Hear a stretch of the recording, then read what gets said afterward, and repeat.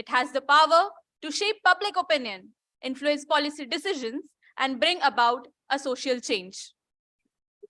Therefore, it is critical that we take responsibility for the impact of our work and ensure that we use this power for the greater good. This is why this conclave is so important. To shape public opinion, influence policy decisions, and bring about a social change. Therefore, it is critical that we take responsibility for the impact of our work and ensure that we take responsibility for the impact of our work and ensure that we use this power for the greater good. This is why this conclave is so important. To shape public opinion, influence policy decisions, and bring about a social change. Therefore, it is critical that we take responsibility for the impact of our work and ensure that we take responsibility for the impact of our work and ensure that we use this power for the greater good. This is why this conclave is so important. To shape public opinion. Really sorry for that. We will get going with the lighting of the lamp. Can we have a huge round of applause? And may I invite Director Sir and Chetan Sir kindly come forward and light the lamp.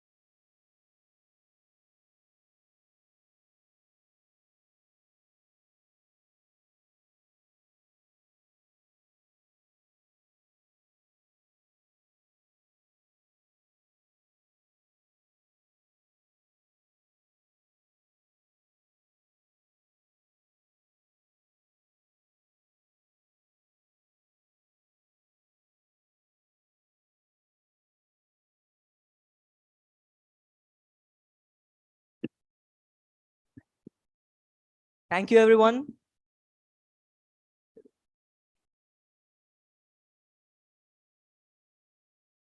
The world has changed significantly over the last few years, and the PR has had to adapt to these changes.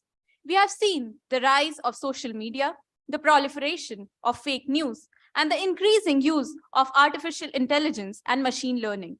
These developments have brought with them both challenges and opportunities, and it is important that we explore them in depth.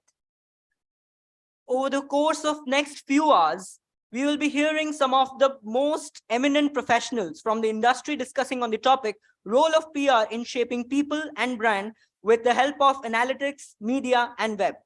It is my hope that these discussions will not only be insightful, but also lead to actionable solutions that we can implement in our work. Finally, I would like to extend my gratitude to all our faculty and non-faculty members for their constant support and that they helped us to make this conclave possible. I would also like to thank each and every one of you for taking the time to join us. Let us make the most of this opportunity and learn from each other and shape the future of PR media together. Now, Akansha, let's get going with the event. Absolutely. So with a huge honor and pride, it's time to invite our director, sir, Dr. Atmanan. Dr. Atmanan, sir, is a well-known economist, administrator, and academician. Currently employed as the director of MDI Murshidabad, he has also served as the director in charge at MDI Gurgaon. In addition, he has served as an independent director of the Central Bank of India, SAIL, and PTC India Limited. Dr. Atmanan has more than 34 years of experience in teaching, research, and consulting, and he is one of India's longest serving deans. Thank you so much, sir, for your presence. Now it would be a great honor for you to come and give your opening speech. Can we have a huge round of applause?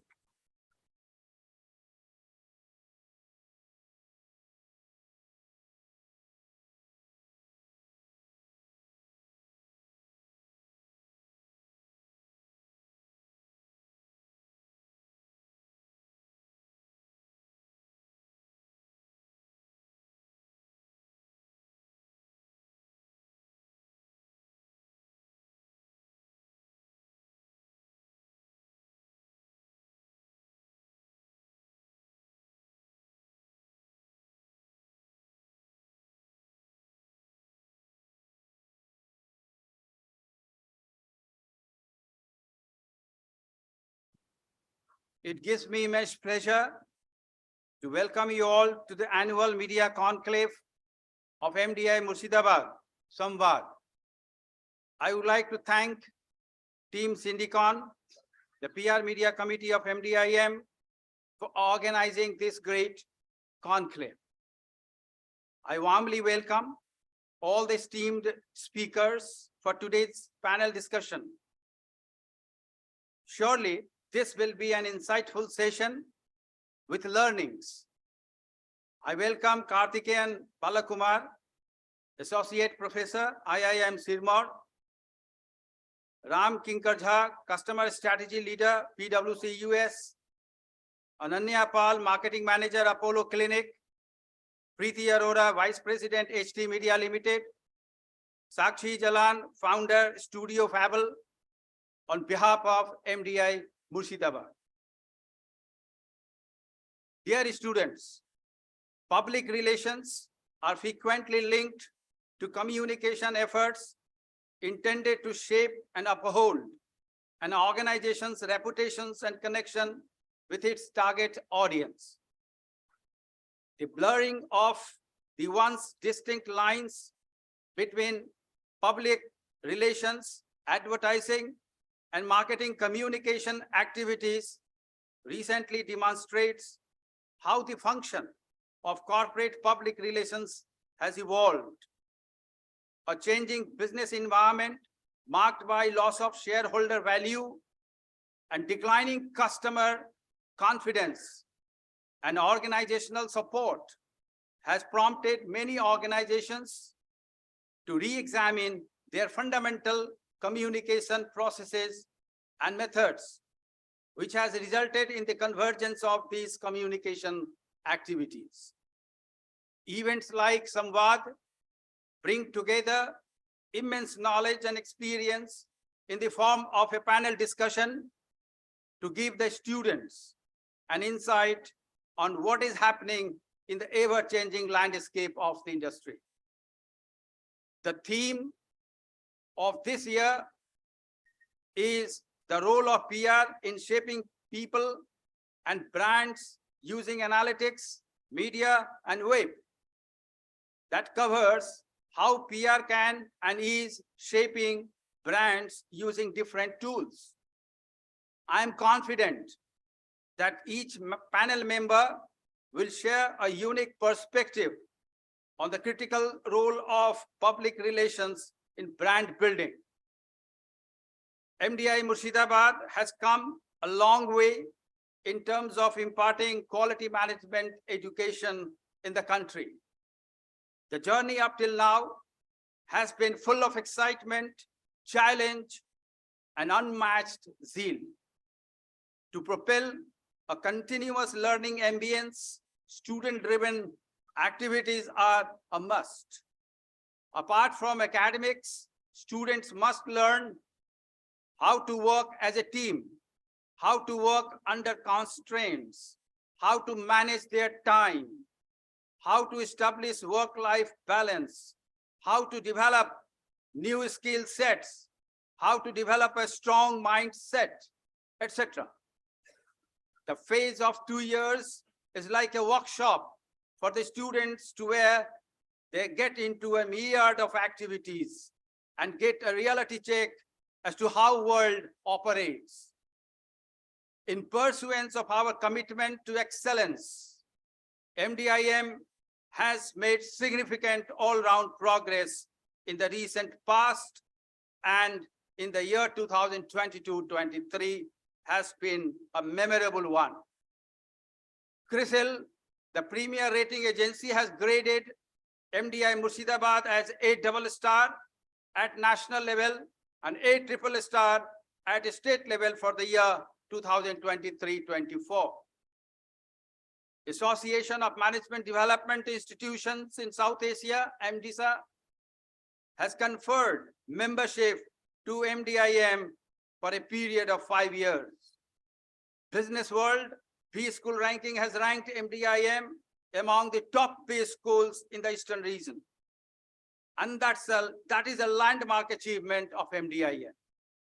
And I am thrilled to share that we have made a significant advancement to establish ourselves as one of the top B-schools, particularly in the Eastern region of India, thereby receiving 37th rank by MBA Universe in its top 50 B-schools ranking in India. This year, MDI Murshidabad has improved significantly, and it intends to utilize this year as a benchmark to continue growing and establishing its position as one of premier B-schools in the country. We are highly focused to create an ethical and knowledge-centric culture that values outstanding academic excellence, training, research, and consultancy. MDIM is on the path of becoming smart by setting goals which are specific, measurable, attainable, relevant, and time-bound. And all this because of the faith shown by you all. MDIM is of the firm belief that knowledge shapes character, and character is the essence of our identity. Hence, MDIM believes in holistic education filled with co-curricular activities that go beyond academics. Dear students, my best wishes to you all for the successful completion of this wonderful event. I always believe that success will definitely embrace people who are thinkers and doers in one person, and also follow the approach of connect, nurture, and grow, CNG. Follow your dreams. Never give up. All power is within you. You can do anything and everything. Believe in that. Don't believe that you are weak. Stand up and go for getting and achieving your goals in your life. Continue to work hard for achieving many more amazing milestones in your life, in your professional career ahead. Wish you all the best for your future endeavor. Thank you very much.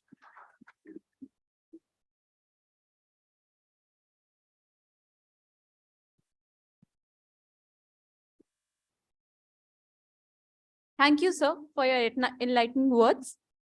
Now, I would like to call upon stage Professor Chetan GK, Chairperson MDP and PR Media and Web Committee, and Consulting and Associate Professor Finance. He earned an MBA in Finance from Karnataka University in Dharwad and a doctorate in Finance from Jain University in Bangalore.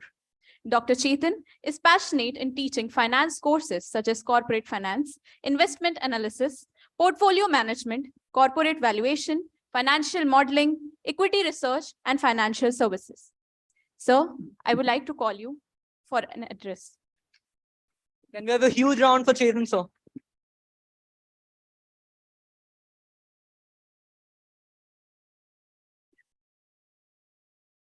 Yes, students, good morning to all the August gathering. In today's digital age, PR professionals face the challenges of not only reaching the right audience, but also engaging with them through multiple channels. From analytics to media and the web, PR professionals have a range of tools at their disposal to create interesting stories, influence public opinion, and build trust and credibility. So today we have with us the experts who are industry stalwarts and who have been pioneers in the industry, shaping the way organizations approach PR and media communication in this digital era. So in this season of Samvaad 2023, we have true thought leaders in this domain with a vast experience in their respective areas, working with some of the biggest names in the industry. They have a deep understanding of the latest tools and techniques, including analytics, media, and web, and have helped their clients to shape their brand image and influence projects' perceptions effectively. As we continue to navigate the ever-changing landscape of PR and media communications, insights will be invaluable in helping us in understanding the key trends and the best practices in this field. We can expect to learn about the latest tools and techniques that businesses can use to shape their brand image and influence the people's perceptions, and the role that analytics, media, and the web play in this process. So we are honored to have the eminent guests with us today, and I am confident that their insights and expertise will provide invaluable learning opportunities for our students and faculty alike. So without further delay, please join me in welcoming, we have got panelists for the day, Sakshi Jalan, Preeti Arora, Ananya Pal, Ram Kinkar Jha, and Dr. Balakumar, Assistant Professor of IIM Sirmaur. So along with this, we have Professor Saurav Purniar as well, who is Assistant Professor Marketing at MDI Murshidabad, and who is actually be acting as a moderator for the day. So for this Samvaad 2023, so we at MDI Murshidabad to look forward to an exciting and informative session ahead. So I thank all the PR media students, first year as well as second year students, who really worked hard in making this event happening, because when the idea of when we have conceptualized this particular Samvaad, so for the last 2 seasons, what has happened is we have actually done this on online mode. So this time, because it's no pandemic, at least in the Indian context, so we thought of doing this offline, and I am thankful to the guests who have actually accepted our invite, and at least they joined us online. We are quite we are honored, and we are actually humbled with their presence out here. So thank you so much, panelists, for being with us, and going to be we are going to have an enlightening session from here onwards. Thank you so much. Thank you, Anandal.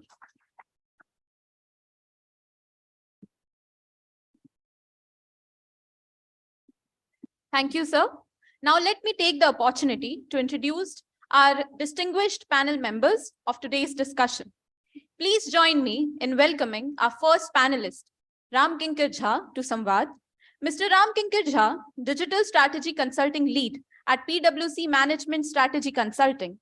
Mr. Jha has over 13 years of corporate experience across multiple industry domains in strategy, planning, executing, future state process design, in customer experience, sales, service, pricing, and digital transformation space, working with esteemed organizations like PwC, Merz Group, Infosys Limited, HCL Technology, and Eaton Corporation. Please welcome with me Ms. Sakshi Jalan, founder of Fable, a designer studio based out of Calcutta that focuses on branding, packaging, and website design for D2C brands.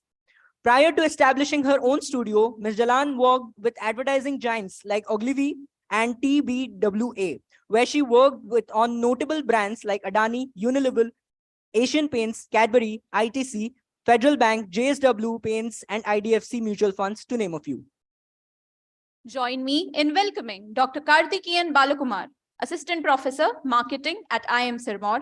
Dr. Karthikeyan holds PGPM from IIM Trichy and PhD in Marketing from IIM Calcutta. His expertise is spread across areas such as business planning, event planning, sales, retail, and he has a rich experience of about a decade in the field of marketing and operations and was associated with esteemed organizations like the TTK Prestige Limited, Dr. Agrawal's Eye Hospital, and more. Let me now welcome our next panelist, Ms. Preeti Arora.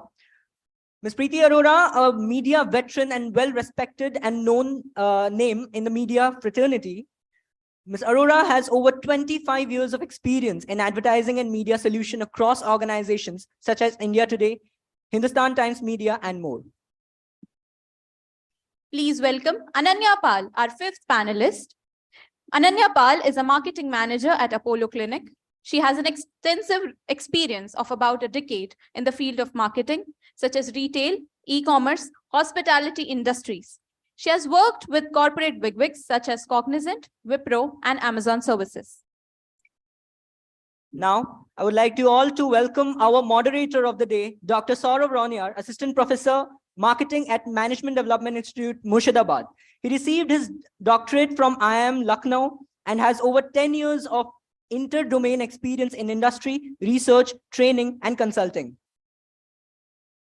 Team Syndicon PR Media Web Committee is glad to host all our panel members and are delighted to start the panel discussion of Samvaad 2023. We warmly welcome you all to Samvaad 2023. We at MDI Murshidabad look forward to invaluable and insightful learning from the discussion. Please give a huge round of applause for all our panelists.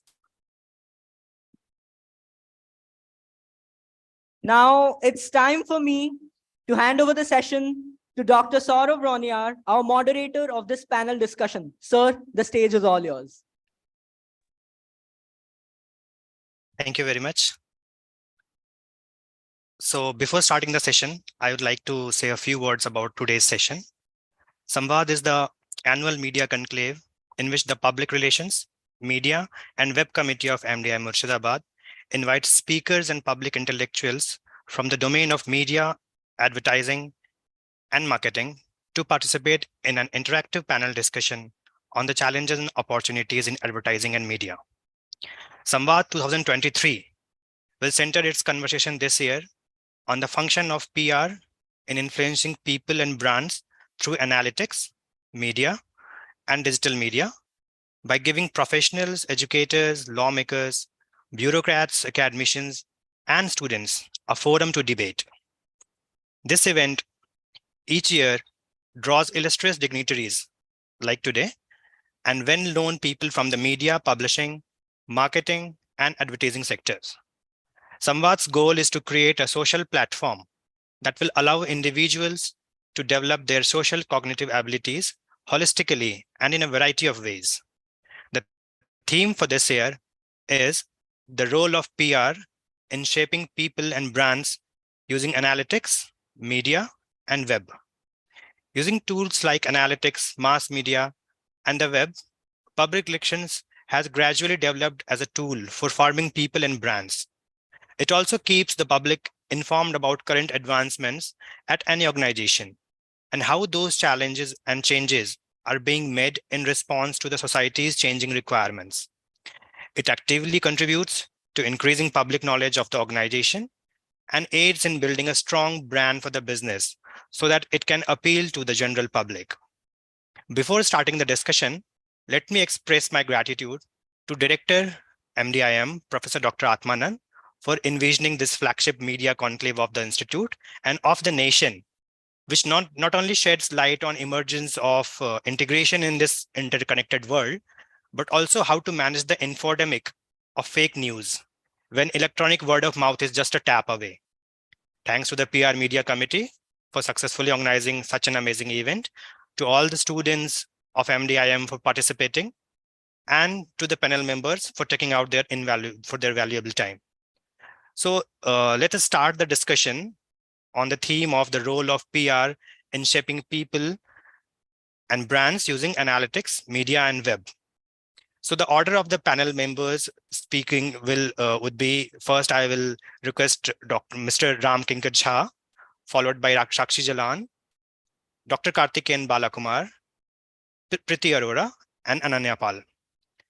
So firstly, I would like to turn to Mr. Ramkinkar Jha, who is Digital Strategy Consulting Lead, PwC US, who has huge expertise in customer experience, acquisition, and digital transformation, to share his views on how public relation professionals use webinars and other digital events to shape public perception and build brand awareness.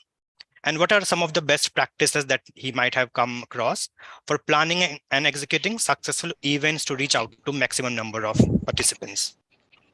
The floor is yours, Mr. Ramkinkar Jha. Yeah, no, thank you so much, Dr. Saurav. And that's why I was a bit bothered, like having you as a moderator. I think our job is really going to be tough, but yeah, thanks so much.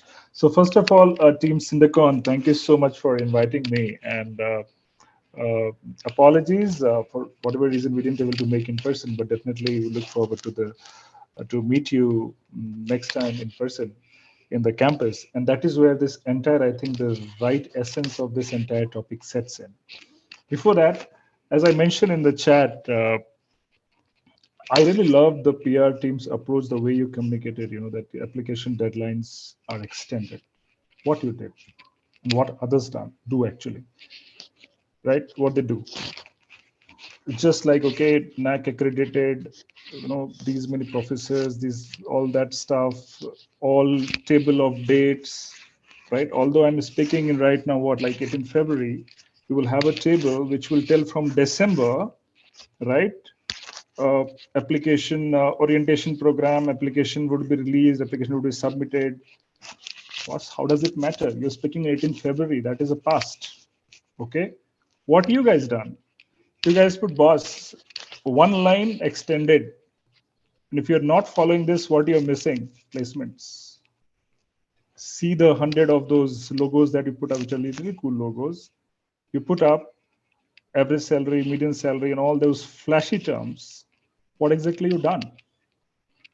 You hit the nail, you hit the core, what matters to those aspirants, right? And this is what has been changed in the PR today.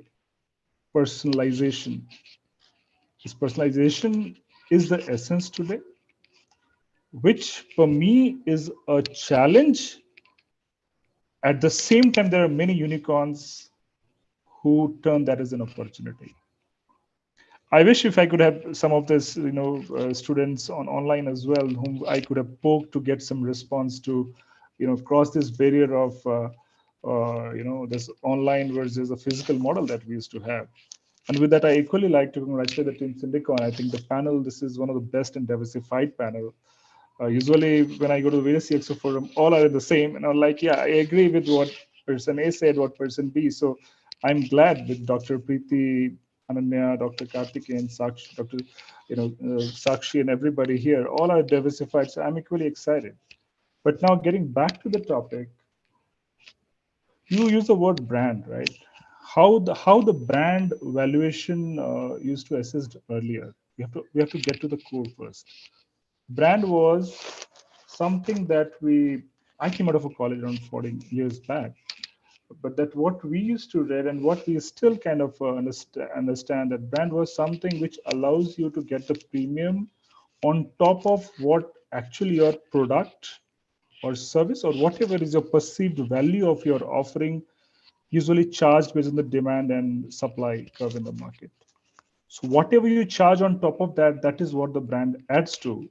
And that is the reason the firms like Apple right now, in their entire P&L, if you look at it, or all these financial calculations and sheets, I think Apple is the highest, $350 billion something they have their brand valuation, right, in their financial books, right? And next, I think, is Amazon with $250 billion. Can you imagine what the number? That's the number of the air. That's the number of the perception. That's the number through the PR. Now let me bring the fun actually. So this was the brand valuation earlier through the PR used to have that up. If you don't do anything, at least you don't go down. But now that has, I think, in this age of this web analytics has changed. If you are not conscious, if you're not agile, if you're not responsive, if you're not personalized, right? If you're not responsive, if you're not communicative, it is not about plus. it takes you minus to what exactly you stand for, right? Unicorns, just think of the Tatas, the Birlas of the world. How many days, how many decades it took, how many generations it took to get to what you call that $1 billion enterprise. And now the unicorns you see in 2 years, 3 years, many of the folks coming from B schools. If I tell you my experience, Mr. Baiju, in my MBA prep days, he used people coming from Delhi can connect. I used to be one of the very initial students in the Jhandawalan extension. And now I cannot believe that guy, Baiju, who used to come in that t-shirt and those coming on the bike and the jeans. And right now he's a sponsor of Indian cricket team, right? So, and it takes just a little controversy, just a little small glitches. Adani's is with you.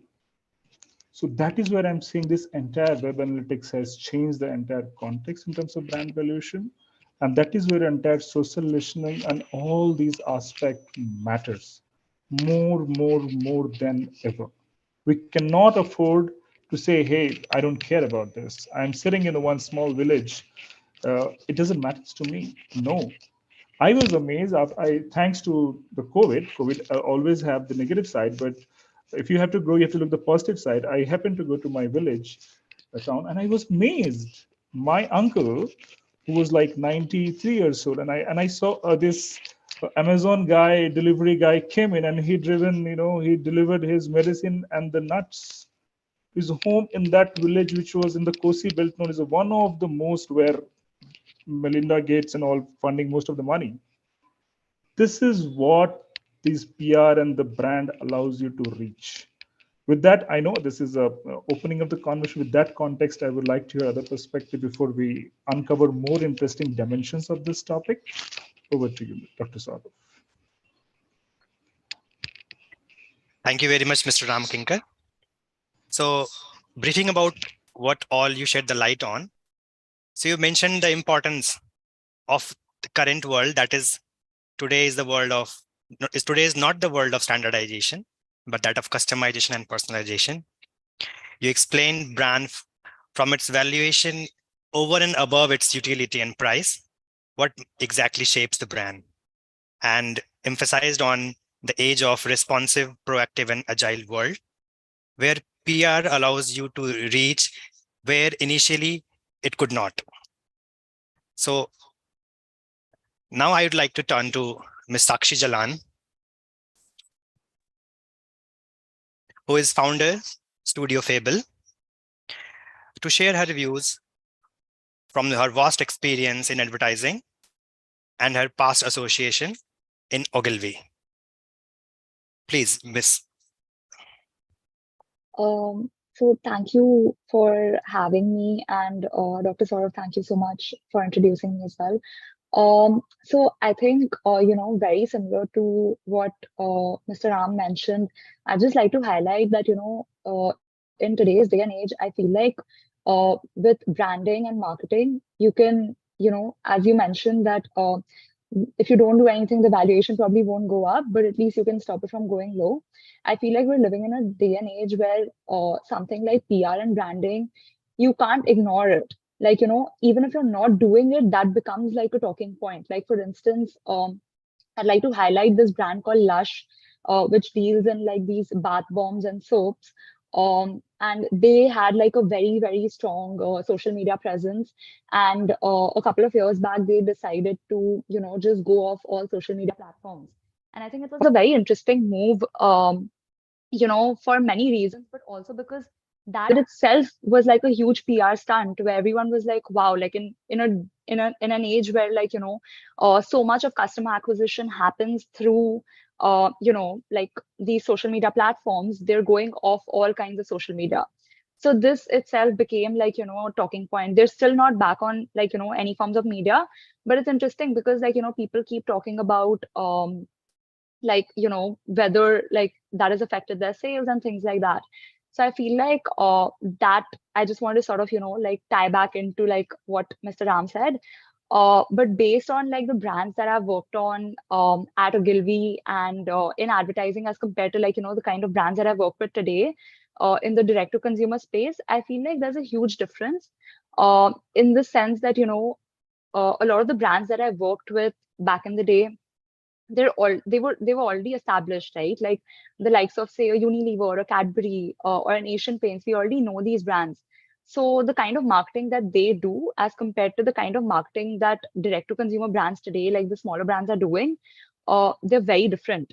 And I feel like, say for instance, like a branding or a packaging plays a huge role in how they sell their products and how a customer perceives their products as compared to, say, like an established brand that people would buy because that trust is already there. So I feel like the marketing tools, like, the PR, the branding, the packaging design, all of these play like a huge role in sort of building that brand today, brands of the future.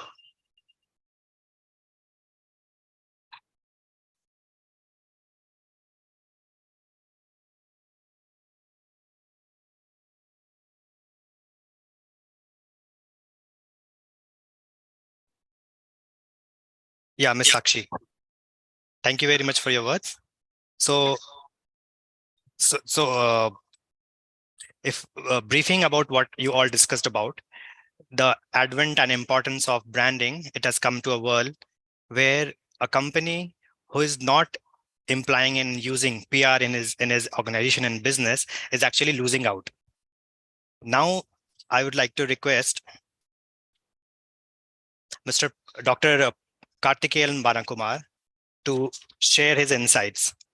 So he has experience of both how it is being taught and trained in class and how it is being done in industry by his involvement in live projects and trainings.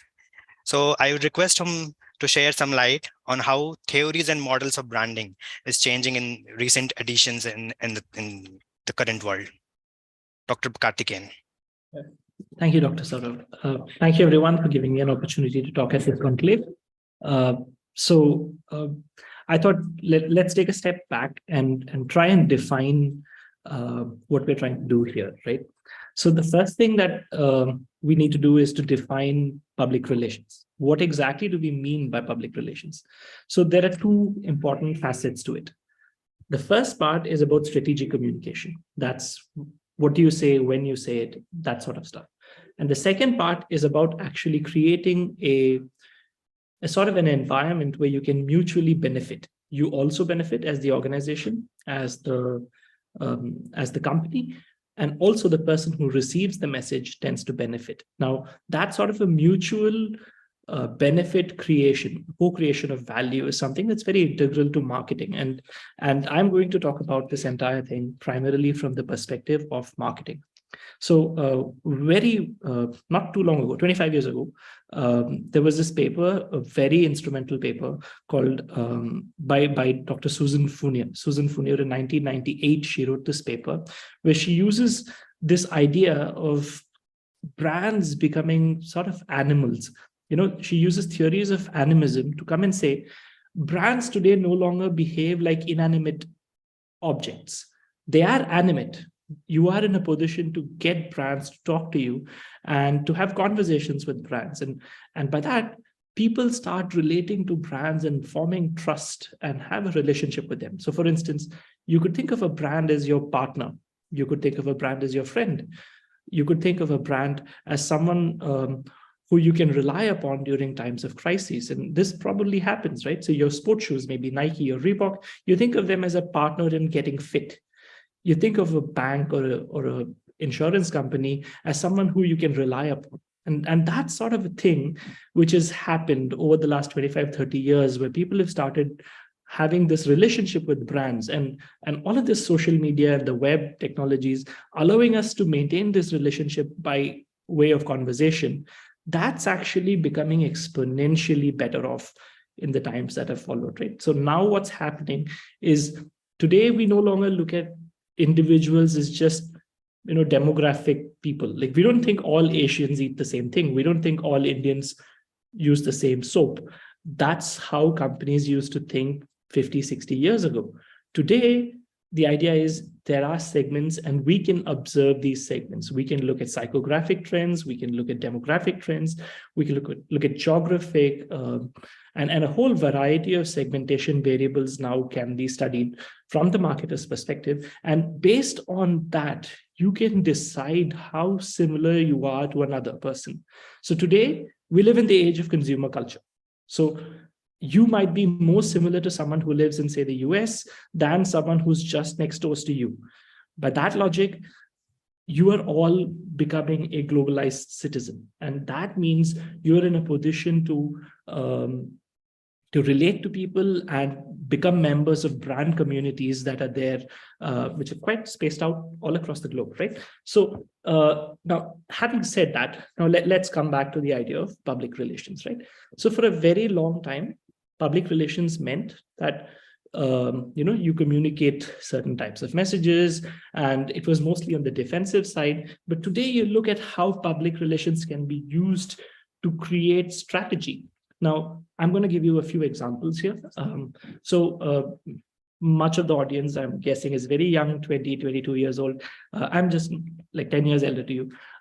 So there was this time when Facebook was trying to create an internet which was free. So basically, all of Facebook's products would be free for people, and consumers would not have to pay for them. So WhatsApp, Facebook, and other Facebook-related services would be free. But that meant the internet was not going to be democratic, which means a small startup, like one of you might start a startup, and that startup would not have the same kind of an advantage that large companies like Facebook, Microsoft, and Amazon have. They had APR campaign. They were trying really hard across all developing countries, India, Brazil, China, to come in, and then basically they had one-page ads, front-page ads across the country. And they were really trying to build up this discourse where they said, this could actually be a good thing. This could improve internet access and connectivity. And that could play an instrumental role in providing internet access when just 2G and 3G were there. This is not the age of 4G and 5G, right?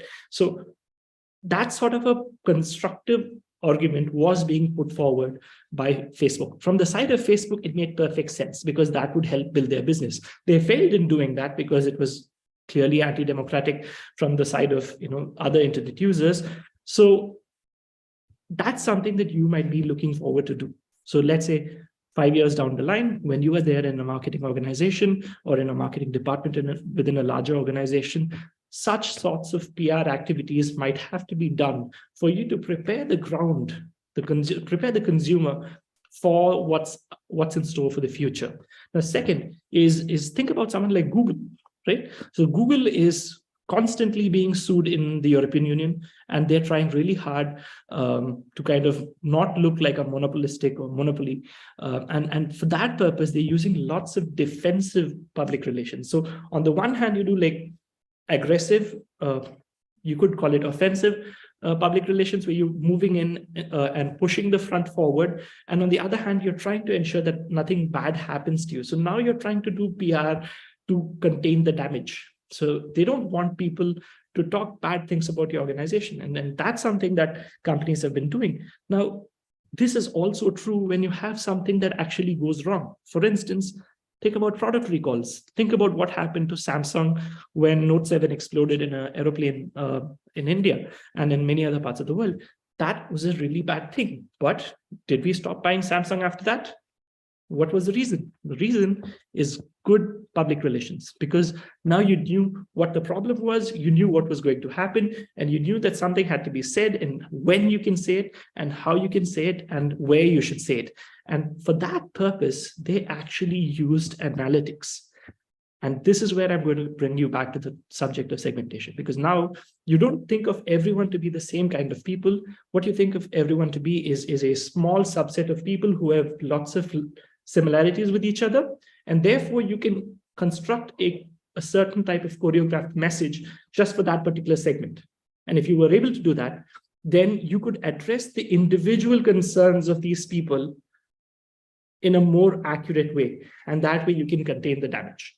And if you're in the process of building brands, you know exactly what to tell to each of those individual segments. And there's no better example of this than the Indian election. No, the Indian election is the biggest election that's happening in India. There have been tons of books written recently by a bunch of people, how to win an Indian election. And there's a whole host of podcasts which cover this topic.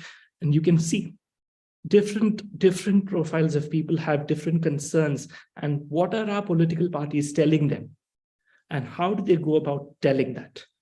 That involves PR. So there's a lot of scope for PR, and you don't have to think of this as a subject that's used only by a special few.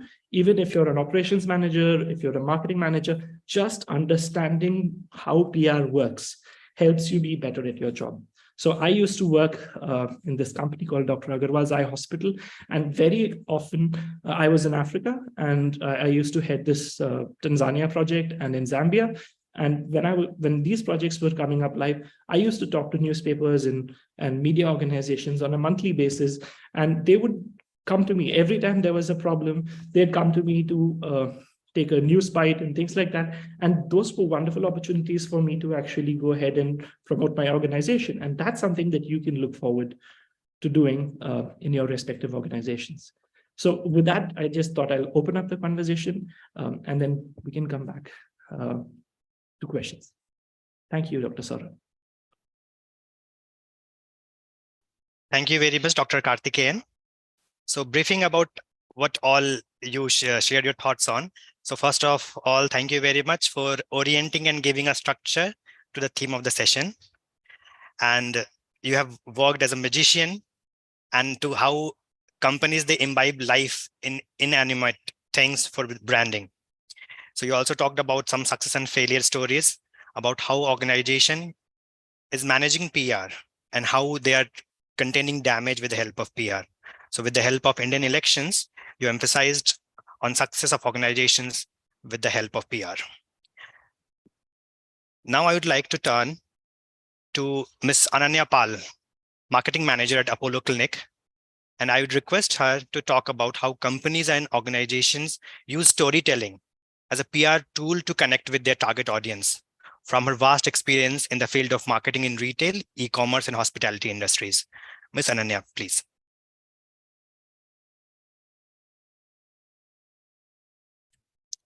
You're on mute, Ms. Ananya. Sure.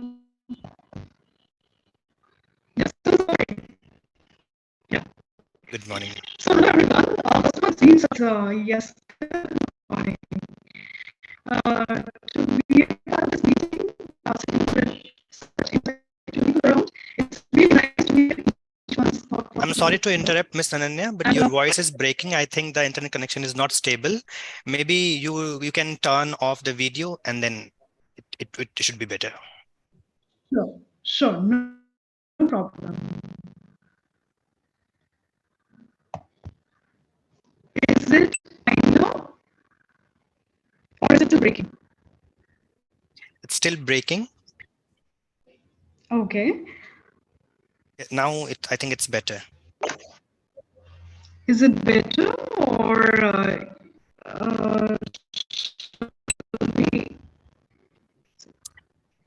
it audible? Is it clear right now? Ms. Ananya, it's still not clear. So I request you to switch to a place where the network connection is better. Meanwhile, I would like to, and then we'll have your thoughts after we have thoughts of Ms. Priti Arora. Is that fine, or you'd like to continue? Sure. Ma'am, I think it's fine. Yeah, no, it's still breaking. So we'll be taking your views, Ms. Ananya, in 5 minutes. Meanwhile, I would like to request Ms. Priti Arora, VP Hindustan Times Media Limited, who, with her vast experience in media exposure, mass communication. So in this current world of how similar to pandemic, the spread of infodemic is very prevalent, where the spread of fake news in the current world of this connected world is becoming a huge problem. So Ms. Priti, I would request you to share your thoughts on the theme of today's session, and also how, as a mass media, companies like you have the responsibility of managing fake news. Hi, thanks, Dr. Saurabh. I'm really happy to be here today. Thanks, team MDI Murshidabad. And thank you, Dr. Atmanand, for giving me this opportunity to be speaking here and expressing my views and experiences that I've gained over the past couple of years, having worked in large media organizations, which have had a very, very strong footprint in information and mass communication. As you rightly said, today, and especially after the pandemic, the digital media seems to have really taken over our lives. It's at the center stage of everything that we are doing, and COVID has just kind of made this whole journey faster in India, faster by another 8 to 10 years. What should have happened 8 or 9 years later has happened right now in the last 2.5 years of pandemic. Having said that, it is very, very important for marketers to note that, it is very, very easy for communication and news to be lost in this maze of oversaturated digital mediums. Today, what most of us are facing, what most of us are consuming on digital media is user-generated content. Right? When you have user-generated content, you have a lot of fake media, you have a lot of media which has a certain intention, which has certain motives and ideas behind itself, and is very, very I should say, in some cases, sometimes information is very communal and is presented absolutely wrong. That's what we call fake news. And I think today all digital platforms are just so full of it. I would like to say that more than 50% of what content we consume on digital mediums, is fake.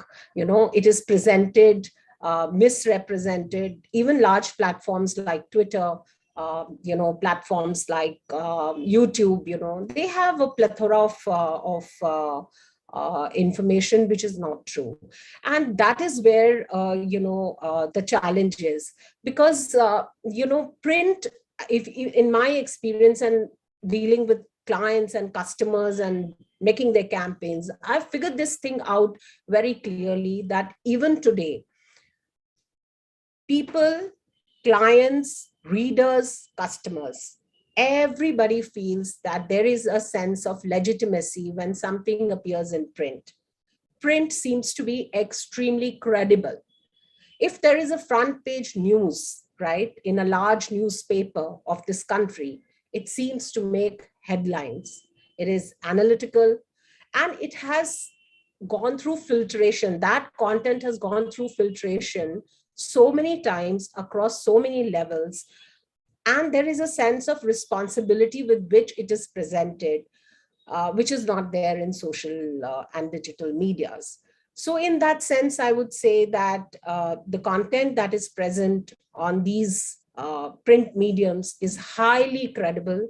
It has a lot of stickiness because let's look at large titles like the New York Times or the Economist or the Time magazine. Those articles, the research, the data, I mean, they are very, very well researched. I mean, I don't remember a single site, which is doing work like this, which is investing so much of money in research, going across the globe, taking views, taking counter views. So in that sense, it's extremely very important for us, to promote, read, and keep our faith in these mediums. Yes, there is no denial that digital gives us this instant scaling of our campaign and dissemination of information. But I very strongly feel that the medium or the environment in which we are disseminating our information, in which we are going, has to be very, very credible. There has to be a lot of brand safety rules and guidelines which international brands follow, which is very difficult to follow on the digital media. So in that sense, the ecosystem in digital is not there. The checks and balances for digital are not there, and we need to really work around a way where we can create these checks and balances for digital medium to be as credible as the print medium. Secondly, I would like to say about the stickiness. Today digital medium tries to capture everything in a 15-second video or a snippet or a piece of information. I mean, how much of information can you share in 15 seconds? Um, I mean, let's take simple rules. You have lots of students sitting over there. How many of you feel comfortable reading a book versus reading a book on Amazon or Kindle or, nothing against Kindle, but the pleasure of reading a book, the way you can imbibe stuff by reading a simple, plain book. I don't think that pleasure you get. So, our body is not, I would say, biologically, we have not been made by God to kind of, consume information only on a screen. He's given us beautiful eyes, a lovely brain, and an excellent, what should I say, hands and eyes to use that. And yes, you can scale up on digital medium, but I think it's really important to be in the real world than the virtual world. As I was just talking to 2 days back to somebody, and a very well-known marketer, I can't take his name here, but he said, I feel the time has come when lives should move from smartphones back to the dumb phones. So dumb phones is what we need right now in our lives. To make them more meaningful, balanced, and create an overall, create an overall balance for all of us.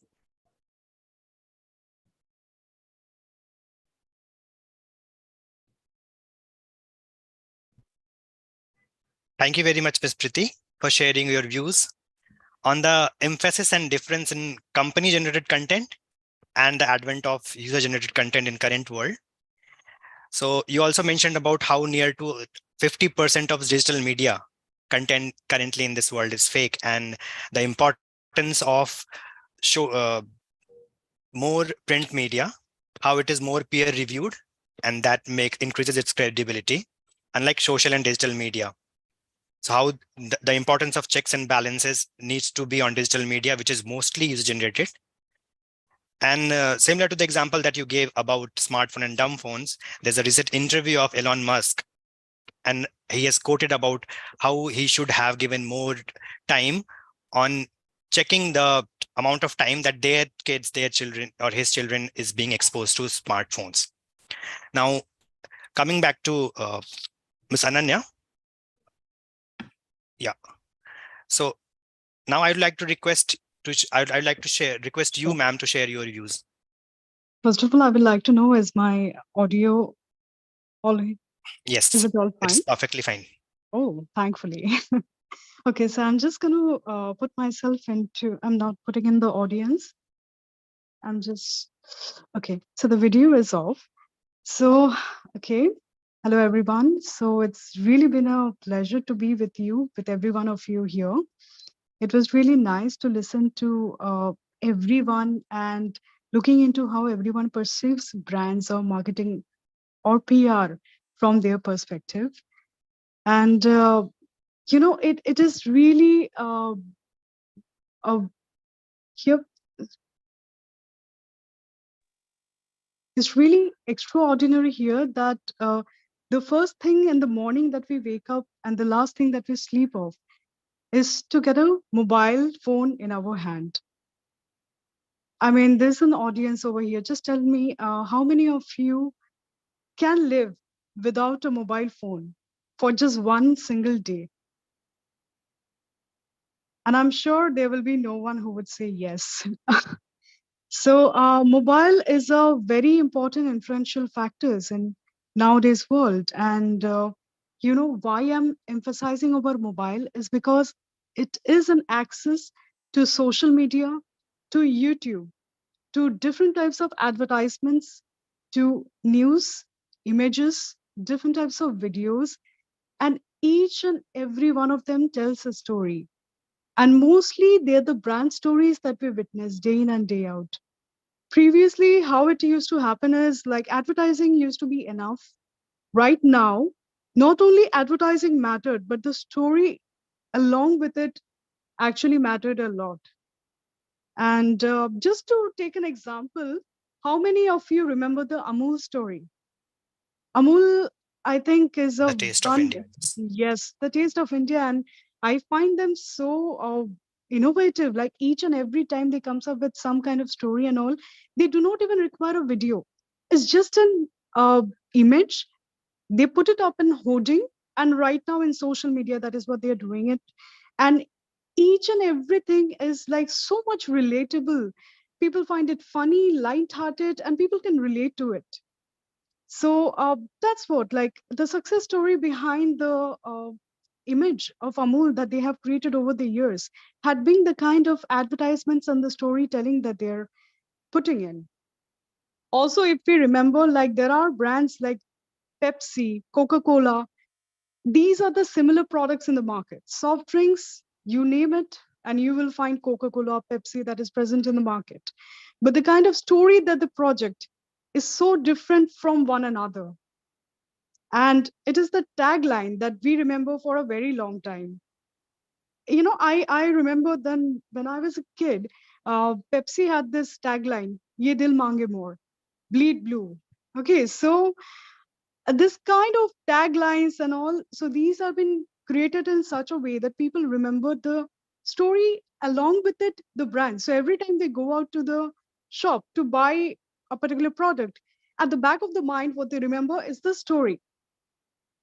So this is how the magic of advertising is working nowadays. And advantage here, I would say, is right now in the age of analytics and web world in the media, everything is measurable. So you know how many people actually checked onto your product, which is a very what do you call it? A very fascinating fact that you can see nowadays. It was not there before 20 years. If you're advertising, nothing was measurable. Right now, most of the things, 80 to 90% of the things are measurable. You can see how many people actually looked into your product, how many people clicked on your product, how many people liked it, how many people even disliked it. So that is a very fascinating fact about advertising that we are witnessing nowadays. And the main the main advantage here is another thing, that every product gets an access to the market. Social media, the web world, is basically an open market wherein you can come in with any product or services that you want. And I am going to finger point to each and every budding entrepreneurs who are sitting in the audience right now. Yes, so I think you have a product right now, or maybe if not now, 5 years, 5 to 6 years down the line, you will come up with a product and you would like to make a startup of your own. So I guess a lot of us dream about it, and my panel members are already witnessed the glory of being an entrepreneur. So there will be a time in your life when you would want to be an entrepreneur. And the main mm, thing that is going to work for you is that social media and the web world is an open platform. You come up with a product, you come up with a unique service, and if you want to put it in the market, you do not have to go to person. You can put it out in the social media pages, in the website, and it will be there for the audience to see. Now you can promote it in different channels. There are different channels wherein you can tell a story to. You can go up to YouTube and you can design a perfect video to reach out to the audience, which is like really fascinating. You can get so basically every brand, if we look into nowadays, has a unique proposition. It doesn't, you know, it doesn't finger point out and tell you that you should buy our product. What it does is it plays with your emotion. So when you look into it, the soft drinks advertisements that I was telling you about, it basically plays with your emotion, and that what forms the recall factor of the brand. So yes, so every, even the taglines of the brand that you see has a short story to it. So all the best to each and everyone sitting over here. Let's just dig in deeper to what the brands has to say, and how marketing basically hijacks your mind into buying the stuffs. that maybe or maybe you don't want to, or you want to. Yes.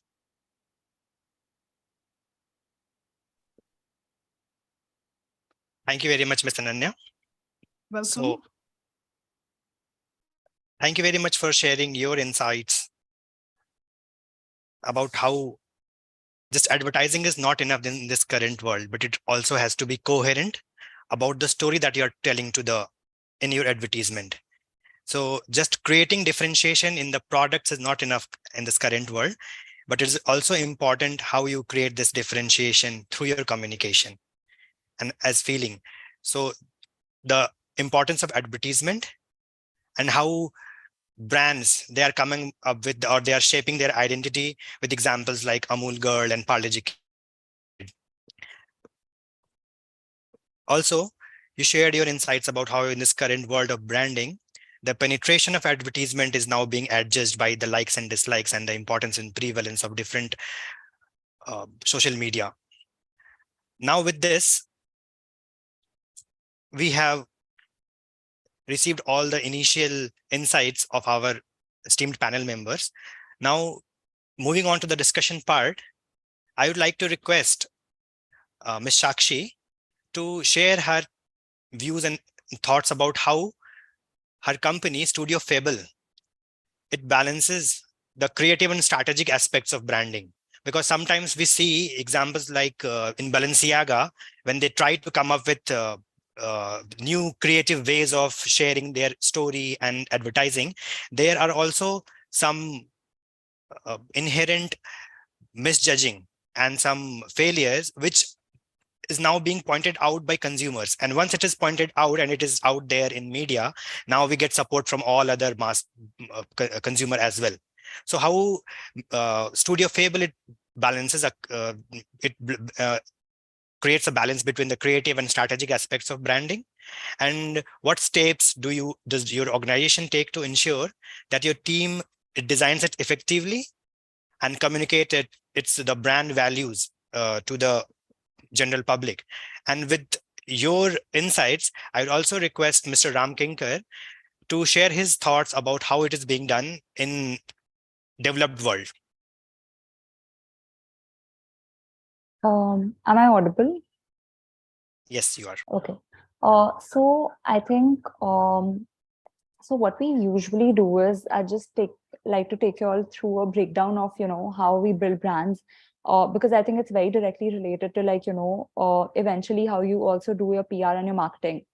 So the process is, we basically start with this questionnaire that acts as a reference point for everything that the founder believes that the brand is, or at least what their vision for the brand is, which acts as our document to constantly go back to. From this, what we try to do is again, very similar to what Dr. Karthikeyan was speaking about, where a brand is sort of humanized. I feel like that is something that we look into, where we try to categorize the brand and work with brand strategists to sort of come up with different aspects of the brand, the primary communication, the features of the brand, consumer insights, who the target audience is. We define a lot of these things before we even go into the execution of design. So when we see a logo, I think the primary motive of design is to be able to communicate. So I could make a really aesthetic logo, which could have a great story, but if you're not able to see it at one go, it's quite pointless. One of my professors in college actually used to say this, which has always stayed with me through the years, is when you look at a piece of design and you're looking at it but you can't understand what it is, it's not effective, because design needs to communicate. But when you look at a design and then there's that click in your mind that, oh, this is what it is, that is basically when a design works. And design should always be able to sort of communicate to its consumer. So how we work with strategy is, strategy and the execution of design go hand in hand. Your pack design or your website design, which is now a storefront for most D2C brands, it all needs to sort of tie in together and be able to tell a story to the consumer. And these are things that we sort of, derive from strategy. So all these insights from the strategy kind of become the stepping stones for eventually what becomes the design.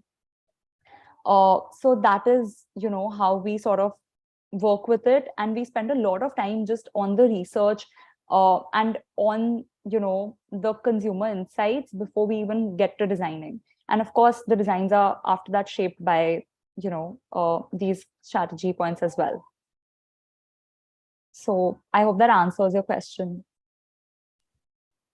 Yes, thank you very much. Now, I would like to have the views of Mr. Ramkinkar of the difference in that you might have perceived about designing and communicating and how it is perceived by the general public. So in India or the other South Asian countries where it is still developing, although the penetration of media and penetration of internet has increased, but then because of the lower education and literacy, now that how it is said that half knowledge is dangerous. It is the prevalence of user generated content, and how now whatever WhatsApp forward you receive, you now end up forwarding it to other people, and which creates an important and very big this circle of fake news.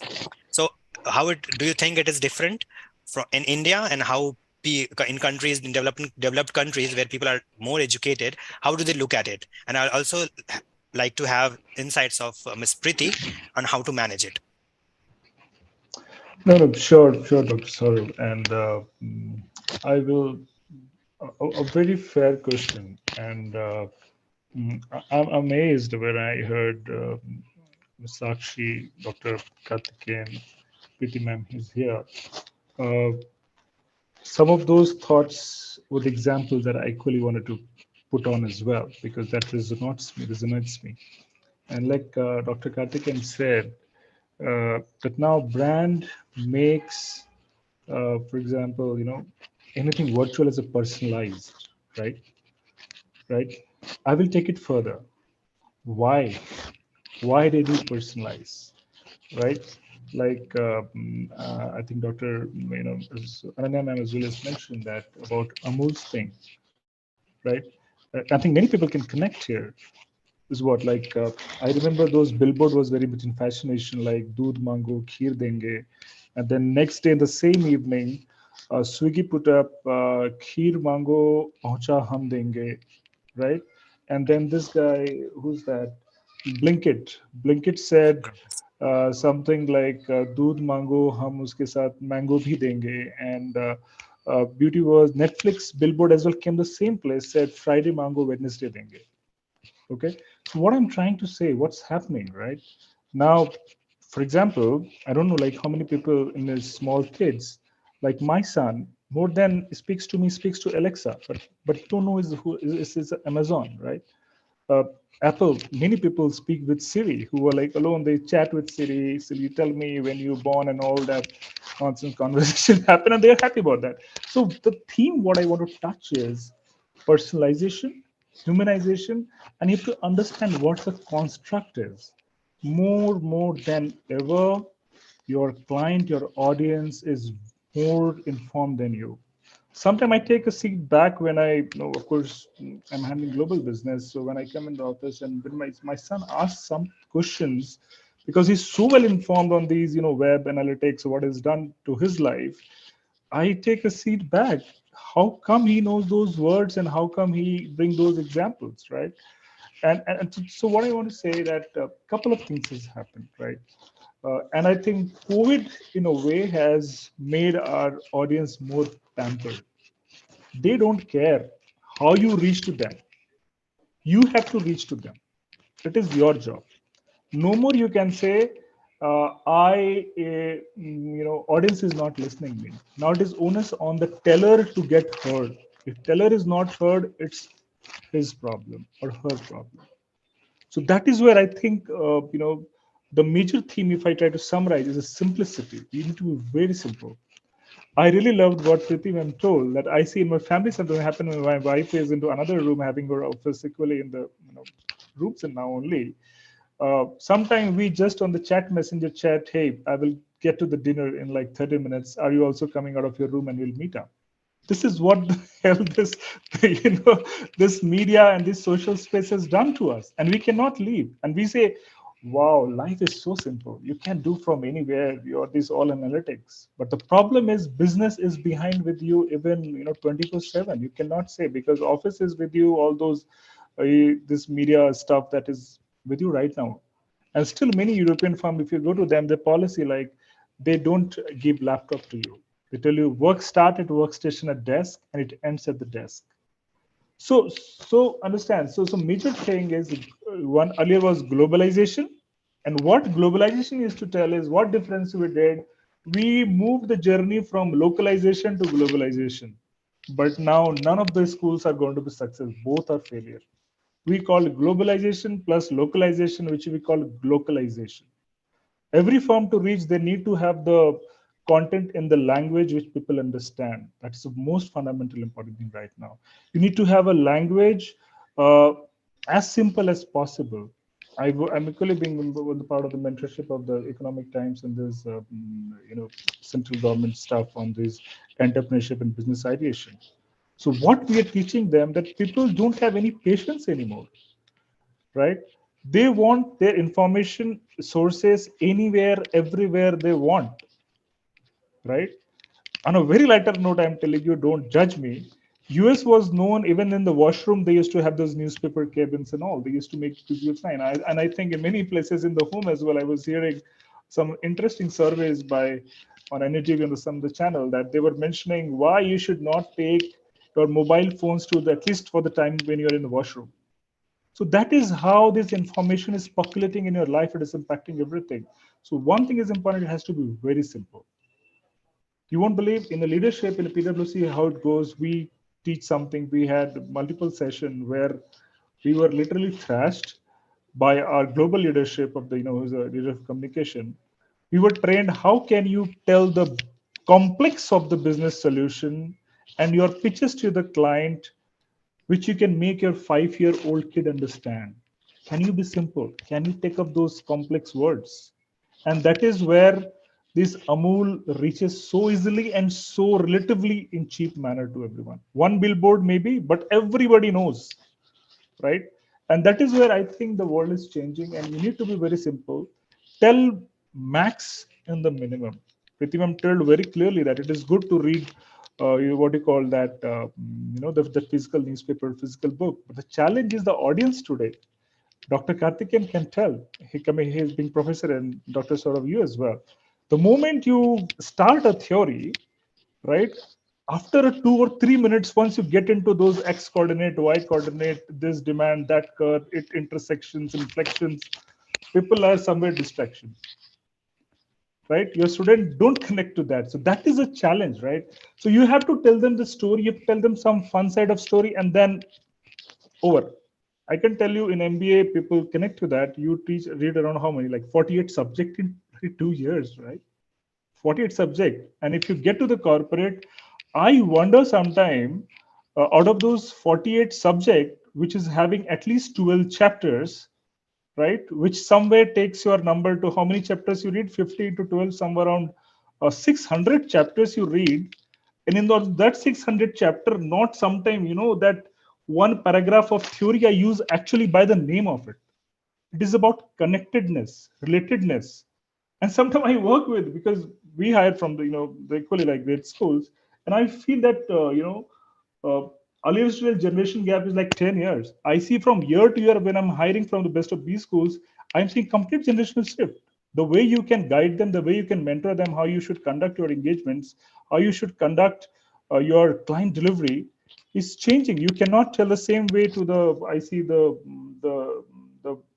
grad I hired in the last year vis-a-vis grad I hired 3 or 4 years back. So change, unfortunately, with all heavy heart, we have to accept there is a huge change. You have to be very simple. You have to be crisp. Tell your 1-hour session, the big complex story in a 5 minutes capsule. This is an encapsulated generation. This is how the audience work. And that is how I think we are working in our communication as a PwC as well. I was amazed when I woke up in the morning, our PwC network chairman, Bob Moritz, fly down to India with Mr. Modi was here. And I was amazed, like earlier, I can tell you the attitude was, it never used to happen that way. It is about connectedness. It is about to getting to India to tell, hey, I am also between you. I am also with you. And that is where brand connects. And with that theme, I think I would just like to, summarize. It is more about simplicity. It is more about telling more in the minimum, and which is impactful because attention span is very less. And you need to be very cognizant. You need to be very, very personalized messaging. Who would have imagined, like, could we have handled the COVID pandemic that we had? When you call up, Mr. Amitabh Bachchan used to go tell everybody before you tell hi to anybody. Mr. Narendra Modi's campus, this election canvas that used to happen. Who would imagine that it will reach out to everyone and it will call you by your name? Hey, election is very important. Please, Mr. Dr. Saurav, you should. This is your rights and do. This is where this PR has changed, and we have to understand. We agree or not. I'm telling you, your audience doesn't take it. For them, it is your business. You agree or not, whether you want to change or not. This is what you want. If you're getting, we will listening. If you're not, from kid who is just an infant to the multi-billion-dollar barren business, that is all working, and that is what we as well have to change every day, every time. The same message has to convey in all the way which connects to everybody. With that, I wrap up my point on your question. Dr. Saurav, that answers. Yes, before opening the floor to Ms. Preeti, I think Mr. Dr. Karthikeyan has something to say. Yeah, hi. I just wanted to, talk to Dr. Ram. So, Dr. Ram, I agree with you that this kind of customization that's happening in the ad field is kind of really scary at sometimes. No, I've also seen Shah Rukh Khan going around for Cadbury's advertisement. So there was a AI-powered engine that was generating content, right? So, but I'd like to make a slight distinction here, and I thought I'd ask for your perspective on that. So there's this level of customization where you call someone by their name or maybe address an email with the particular person's name. And then there's, and that's very superficial, right? You're basically telling the same message to everyone, but you're just changing the header. You're calling them something different, right? And then there's this entire idea of customizing the entirety of the message, which is, you have a certain, let's say in the case of the elections only, you have a certain type of people, like say young demographics. They're looking for jobs. So the political parties are probably going to say, okay, we're going to create jobs for you. And then there's the older demographic who's probably looking for free healthcare. So you go and custom tailor a message for those people. And then there's a bunch of people who are maybe moved from one state to another, and you have a separate message for them. And in that way, you have like thousands of little segments where you can actually customize the message. Now, in practice, however, I feel what's happening is the kind of customization that you were just suggesting, telling the different names and, being able for Narendra Modi to actually go and tell your name. That is what is catching on, because that seems very fancy, and getting someone to say, and in marketing, sometimes we go and chase behind the fancy thing for the time being. But now think about it. If 5 shopkeepers in your neighborhood sent you the same advertisement with Shah Rukh Khan telling 5 different names, would you really value it? I would No. You wouldn't value it, because because it's there in everyone's hand, the value of that is lost. However, the customization, the way, in the messaging that you're trying to tell, that would actually would be much more persuasive from the PR perspective, wouldn't it? No, I completely agree with you, Dr. Karthikeyan, and that is why I said in the beginning, I'm amazed. I'm very thankful to the team Syndicon, the kind of panel, the kind of thoughts that we're getting in. And you rightly said, and that is where I was telling, this is what is happening in the industry. And that's the reason when I said Amul versus Swiggy versus Zomato and all, it's a rush. They are doing this before they lose. I need to catch them up. They put in the 7 p.m. I don't know where you get the billboard. यार वहाँ तो billboard पटक्का से Swiggy की what that Amul के side में अपने को Swiggy को टांगना है, right? But what is missing? But are they all equally successful? No. Credit who takes? credit is still taken by Amul, right? And that is where, now let me tell you my home side of example, right? So looking cool is, these are like certain jeans and those round neck t-shirts, right? My wife persists, why not you go for that? I said, point is you have to take those calls. Okay, for, I think this example may burn me in a different direction.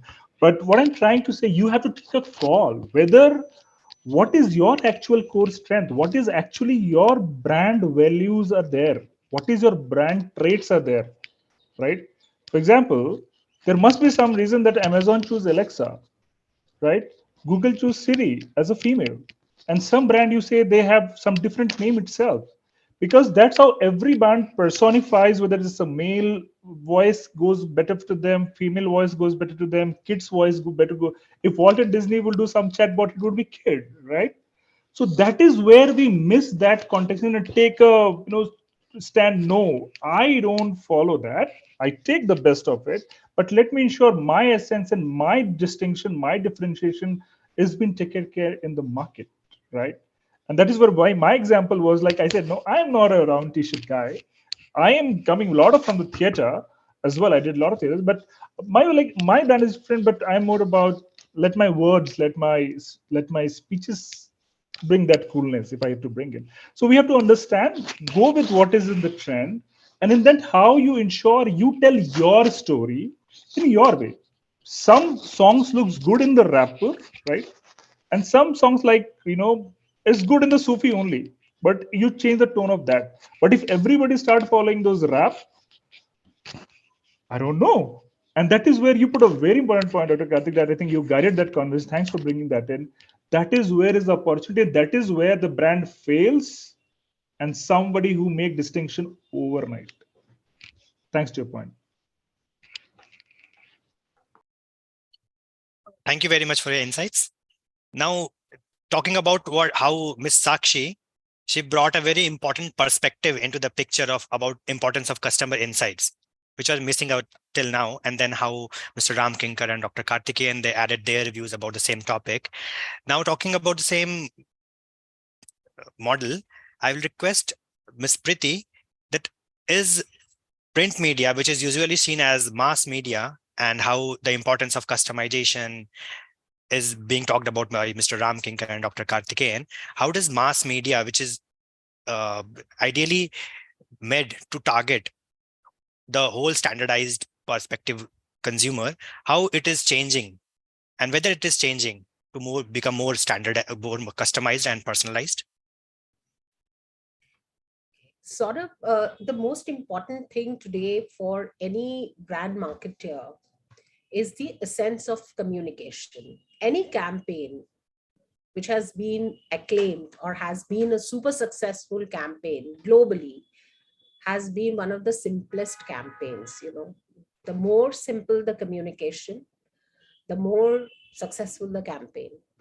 The more you add complexity, the more difficult the communication or the message to understand, and so therefore in that sense it loses its effectiveness before it reaches the end consumer. So the art of successful PR, or the art of a successful brand campaign, or the art, or as we are talking about digital media, science of being successful, lies in simplicity. So simplicity is the mother of all effective communication. Keep your communication simple and create very important soul of that communication. See, you can have multiple ways of reaching out to the consumer or the end user of the content, right? But if you don't have the soul of the communication, if your product or your communication doesn't talk about the right things, you may use AI, you may use demographics, you may use psychographics, you will never be able to achieve your objective. That is a given. So the stage one calls for effective, simple, constructive soul of the campaign. That's the first thing. Number two is, as you were saying, that this is the age of personalization. And I would agree to Ram that, yes, people feel extremely happy, when they know your name. I mean, when you know their name, or you get a personalized letter. Banks send you communications, political parties send you communication, marketers are talking to you, banks are collecting data about your anniversaries and your birthdays, and they're sending you stuff and letters, so much so forth. Organizations have started to send birthday messages to your spouses.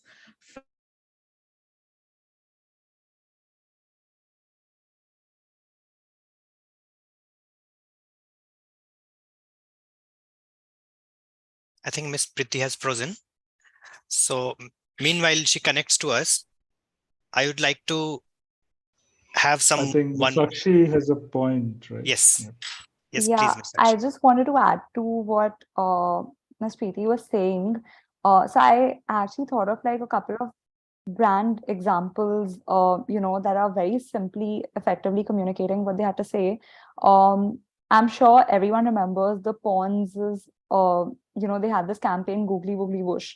So Piyush Pandey, who is, now the global CEO of Ogilvy, he actually had come up with this, and it was a very simple. The story behind this is really lovely because his wife actually, pulled his cheeks in a moment of like, affection, and she said that, and that's how the campaign sort of, that's how he came up with it, and that's basically what they extended. So I found this really interesting because it's actually so simple and very easily understandable, and it just caught on. So that apart from that, even like what Ogilvy did with Modi's campaign Ab Ki Baar Modi Sarkar, and how it just sort of blew out of proportion. So I feel like these simple things, like going back to what Ananya was saying as well about Amul. So I'm based out of Calcutta, and during the Football World Cup, so the World Cup is like a huge craze here. Um, so when you go towards the airport, like there are these pillars, and every pillar had like an Amul ad which sort of tied in with the Football World Cup. So it was really interesting, like people had like what 30 seconds or so, like when they would like cross all of those pillars, but it actually sent out like basically told you like a lot about the World Cup in those 30 seconds, and it was really interesting because everyone was talking about it. So I felt like, these really small, simple, effective campaigns are what actually people remember. Another example would be the Paytm jingle. Like, even if I say Paytm Karo right now, you'll sing it in your head, like, you know what I'm talking about. So just like, these small examples, I think really sort of bring to light how simple communication goes a long way.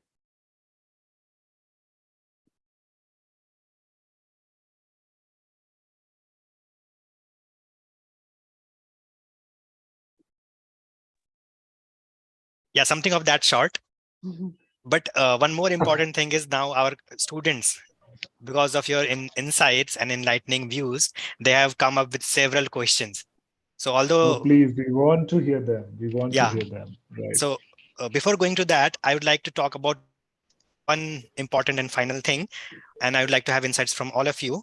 So how Mr. Ramkinkar, he shared his personal experience of the prevalence of AI that is coming up now, and it would be injustice to not discuss about the advent of AI in current world, where even the designing and drafting of communication is being done by AI, and all other our personal experiences, it is also changing because of AI. So I would like to have the views of all of you on how AI is creating a change in branding and how in communication. I would like to start with Ms. Sakshi. I was recently having this conversation with someone who is, working with an AI platform, and was really interesting because he was telling me that, in today's generation where like, content is, king, where people like everyone is looking to create content all the time. Um, he was actually telling me that today there is an AI platform. If you want to create a video, there is an AI platform where you can, go get the AI to like, just sort of give them keywords, tell them like the speech that you're looking for, they'll write it for you. Then there's another platform where you can go, they will convert this into like a speech. basically an audio recording for you. Then there's another platform where you can go and convert this into a video where you can add a person, and like you can tie all of these together and you have a video. And how simple that is. I don't know if anyone here is a Linkin Park fan, but Linkin Park actually recently launched, like this old song of theirs called Lost, and the entire video is actually made, through AI. And I think it's really amazing, like the things that can be done with it. If it can obviously like be misused as well, but I think the future of AI is just mind blowing. I just feel like there are endless possibilities. So does it create some threat to the professionals? Of course, like I recently used it for this project that I was working on, and I wouldn't say, like, of course, human touch is definitely required, at any point for everything. But I felt like it 50% of my work was done, and I didn't have to, I basically got Chat GPT to sort of, um, write a part of this brand guide that we were working on. And it was very, very effective. Like, I didn't have to start from, like, say zero. I already had like 50% of it done, and then I sort of had to get someone on board to just sort of like add the finesse to it. But it was very, very effective. So I'd also like to have views from Ms. Ananya about how, if and at all, AI is being used in retailing industry and in healthcare sector, and how it is being used in media. Insights of Ms. Priti. Well, of course. So basically, what we are focusing on is the personalization. So when it comes to personalization, every needs are different from one another. So this we have to understand. So you might need to go for a certain kind of merchandising, and my choice is going to be something completely different. So maybe Preeti ma'am has got a color choice. I have got a different color choice. There comes the personalization aspects, and we need to understand. I mean the companies needs to understand on a holistic basis, how do they categorize these kind of demands or these kind of wants of the customers. And the easiest way comes it as AI, artificial intelligence. So what they do is, and it's a well-known fact, I think every one of us are very smart nowadays, that whenever we search for a particular product on Google or any other search engine, so what they do is, it's the cache data that is collected. So you are interested for products like this, you are interested for stationaries like this is the color palette or the color pattern that you are interested. And what they do is, Google very carefully, there's a particular term called AdSense. So basically, the brand, whoever are advertising in the platform, the information goes to them. They target those audience, whoever is matching the kind of merchandises that have been provided by a particular company, and then the suggestions have been shown to them in different platforms. And this is something that we are experiencing day in and day out. Just search about any products. Why just product? Even if you search for a particular, maybe book my show, you want to book a movie, and then you go to Facebook, book my show will tell you, hey, you need to book your movie that you were searching for. What are you waiting for? So this is the kind of AI integration that all the platforms are following nowadays. And right now, it is not only what we are searching, it has extended, it has come down to the extent of getting voice recognition. Like Kinkar's son has just mentioned that his son is talking to Alexa throughout the day. So this is what AI has extended into. It has gone to the extent of voice recognition. So whatever you're talking to your phone, to Alexa, to your Google Assistant, whatever that is, to Siri, everything is getting recorded at the back end. And what we call it in the technical term is the big data. So they're churning the data and they're actually serving it to the audience, telling that, hey, this is what you wanted, this is what you were interested in, and see, this is what it is. And when it comes to healthcare industry, now healthcare is something we always face a challenge that people don't go and buy healthcare till the time they need it from their end. So we need to make them feel that this is something that you may need either today or in the future. That's how we turn the data, and that's how we serve it to the customers. And I think that is the way out. And going forward, we will see different variations of AI. Now it is just the search, the textual terms, that is the videos, the audience. Maybe later on, uh, we may find different variations of AI. I don't know what that is going to be, but maybe with time, again, AI is going to get even more improvised and even more personalized going forward. Thank you very much, Ms. Ananya. Now I would like to have insights of Ms.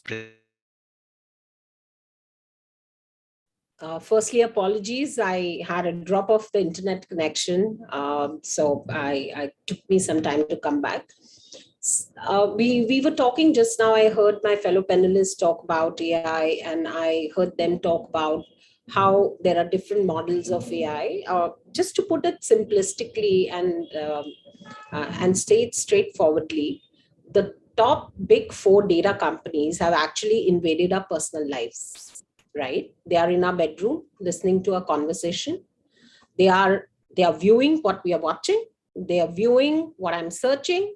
They are viewing what I'm doing, and then capturing that information and rehashing it and sending it back to me to buy products. And I conveniently feel very happy when I have a Google Home at home, when I have a Siri at home. I feel very enabled. But actually, it takes us back to the fact that artificial intelligence has been created by humans. It has not come from space. And it is only as intelligent as a human being can make it. If chatbot helps you to do your take your examination, win you a case, or do anything just about whatever you want to, it has been made by a human being. The enablement and stuff has been done by a human brain, and it is only going to be as intelligent as a human being wants it to be. So it's absolutely up to us how much of our lives we want to give in the hands of the top four data companies.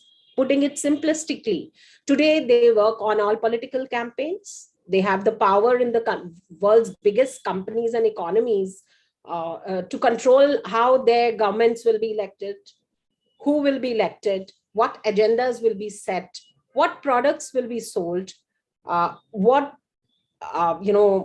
what is going to lie ahead for the country. So very important to see that how much of intrusion are we willing to give to these data companies for us.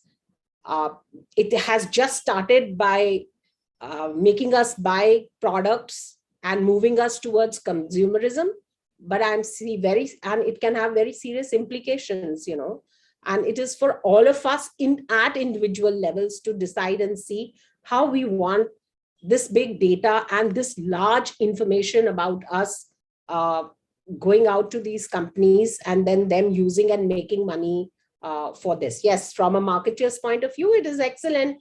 You have practically every possible important information available at a click as to A, B, C, D. What do they watch? What do they eat? When do they go out? Because they're snooping on you, simply said. So it's really very important to see how much of information we are putting in their hands. Thank you. So to coming in And, line with what, yes, and, Mr. Ramkin. And Dr. Sir, just want to add to what Pratimam said, and that's what you understand, right? Pratimam, I see that she's been the veteran in the industry that she is in, and that is where the natural intelligence versus artificial intelligence differs. You have to understand, end of the day, it is the intelligence which is artificial. Okay, so we have to understand, just remember why Paytm and all never succeeded earlier. Thanks to this demonetization, whatever. I have no any political side of that, but it forced people. Until then, okay, people perception was if you go put your any credential, they take it. You do all those campaign, you do 10 rounds of banks and all those offices. If I sign for this, would my data be here, there, or anywhere? All that stuff, right? Now see what happens. Amazon, as I think Sakshi ma'am and Pratima ma'am is mentioning in a way that If you go to Amazon, Amazon will tell you going by your earlier purchases, look like this you would like. Look like this size will fit you, which may not be exactly the 42 or the 40 in other brand, but going by the other stuff, this in this brand, size may look like more stuff for you. You are looking for something, we got it here. You search somewhere, but if you go to your newspaper or any article reading, you will find the same kind of ads coming into something very relevant platforms. So point is, it is good, but you cannot lose some governance to it. You cannot lose some level of what you call how you govern that artificial intelligence to the point, and that is where I think a lot of cries as well. We have started seeing it now. We were very much worried about that. Okay, now our credentials some will take. At the same time, this is what again the PR is. When you put your PR on top of AI, and then when Mr. Modi tells you happy birthday, Dr. Saurabh, or anybody, wow, we put that screenshot, Mr. Modi greeted me on the birthday, or maybe something Amazon tells you happy birthday, personalized stuff. But we literally forget for a moment your everything is with them. So that is where the challenge is, and that is where database marketing and a lot of stuff companies are making money. So I think governance, how much good is good, that is something, is a debate that what all as the leaders we have to equally think through. Otherwise, now you don't need wars or disaster just with those atomic or nuclear and all that. It is, you don't know what hit you from where and you're gone. So you have to understand, right? So with that point, I just wanted, because Pritima rose a very nice point, another panelist, I just thought it would be unfair if we don't touch that lens to it. And as you rightly said, what has hit you from where and how it's going to affect you. Look at the whole Adani saga.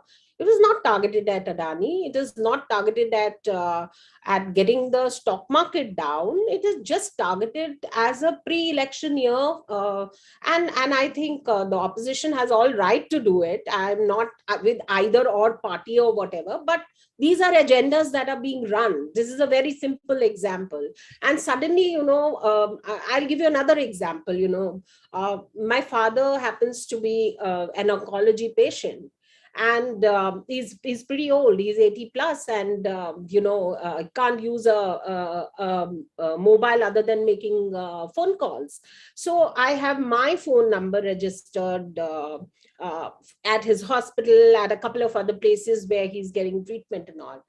So artificial intelligence is so intelligent that I keep getting messages about oncology, about onco products, about and I feel really irritated about it, because we are treating, somebody has registered a number, somebody has searched something, we are assuming that he or she is a patient. So yes, there is a lot of I would say cracks in AI as well when they reach customers. It's not a foolproof method, and we really need to have checks and balances. We need to have a very measured approach towards how all this has to be done.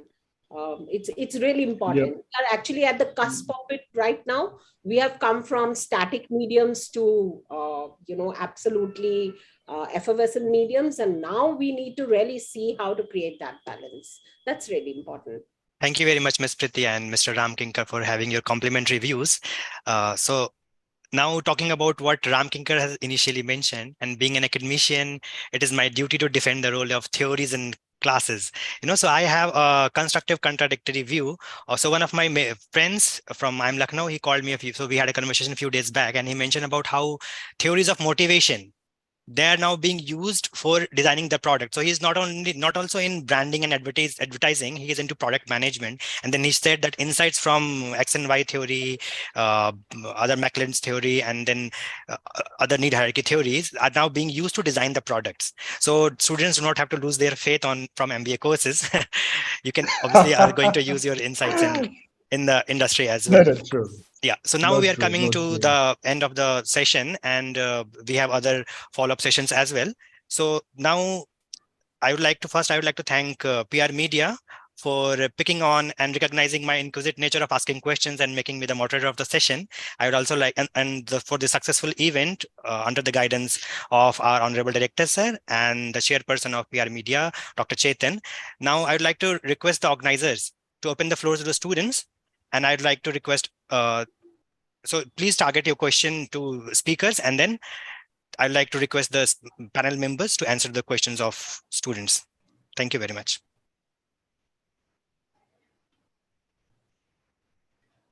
But Dr. Saurabh, you were amazing as a moderator, we must say. Thank you very much. PR Media, can you please turn on your mic? Unmute yourself. Thank you very much, Mr. Ramkinkar.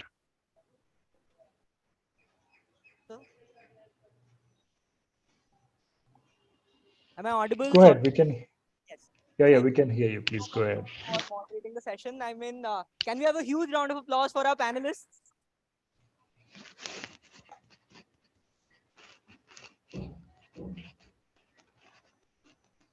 I'm pretty sure a lot of people have multiple questions, but due to the limitation of our time, we will first introduce Abhiraj. Hello. First and foremost, I would like to thank all the panelists for their insights. Studying in an MBA college, being in an academic environment, it's not always that we get a lot of industry inputs. But when we do, it's always a pleasure. So thank you so much for that. First, I have a question for Professor Karthikeyan. So as you talked about that, Samsung's phones exploded and they still made a turnaround. And we also see with the, as ma'am said, user-generated media all over YouTube, Instagram, all of these places. There are many content creators that think they have cracked the code. Some make good impressions and capture their audience. Others like Logan Paul, Andrew Tate, they play an entirely different role, which is also fake, but they capture their segments that way. So is it not that this entire process can be looked at from a customer's perspective as manipulation? And I'm sure not all celebrities use the products that they endorse. So is it not like a manipulation of their customer base? Okay, so thank you. That was a good question. So I think to rephrase what you were just trying to say, what you mean to say is, at what point does marketing start and at what point does manipulation end? Is that what you're trying to ask? Yes, sir. Right. So see, think about it this way. Marketing is in itself a discipline that involves itself with creating benefits and communicating those benefits, right? So that's why everything that you do in marketing basically revolves around creating and communicating consumer value, right? Now, do we believe that our people, consumers in general, are manipulatable? I do think so, sir. You understand. So the idea of a good nation or a fully functioning democracy is to have people who have the ability to choose for themselves what's good for them, right? Now, we have to give it to our people and say, you can choose what's good for you, which is why the other part of the equation is having a perfectly competitive market. Now, it's not just one person trying to convince. When there's a dozen people trying to convince, automatically people will have to choose amongst them and decide which one the best alternative is. That's marketing. That's PR, right? So if you think there's just one person, in other words, if there's a monopoly, now there's just one person and he or she could actually manipulate because they have the market power to do it. Right now, if they don't have the market power, that is not going to happen. So it's as a part of the policy making framework, we're expected to create a competitive environment. And that's what you people are going to do. Because if you feel there is a single organization or entity that's manipulating people, then that's a place where you can go and set up a business. Now think about it. In the 1990s, India used to have just one major car manufacturer. In the 2000s, we used to have just one major cell phone player. And then the markets opened up. Do you really think Airtel or Jio have sway over you right now? You can always choose. Right? The same thing happens with cars. Do you really think a Hyundai or a Maruti can convince you to buy their product and take money out of your pocket? That's not going to happen because you have choice. Marketing hinges on the fact that consumer is king. the consumer knows what he or she wants. Right, sir. Thank you so much, sir.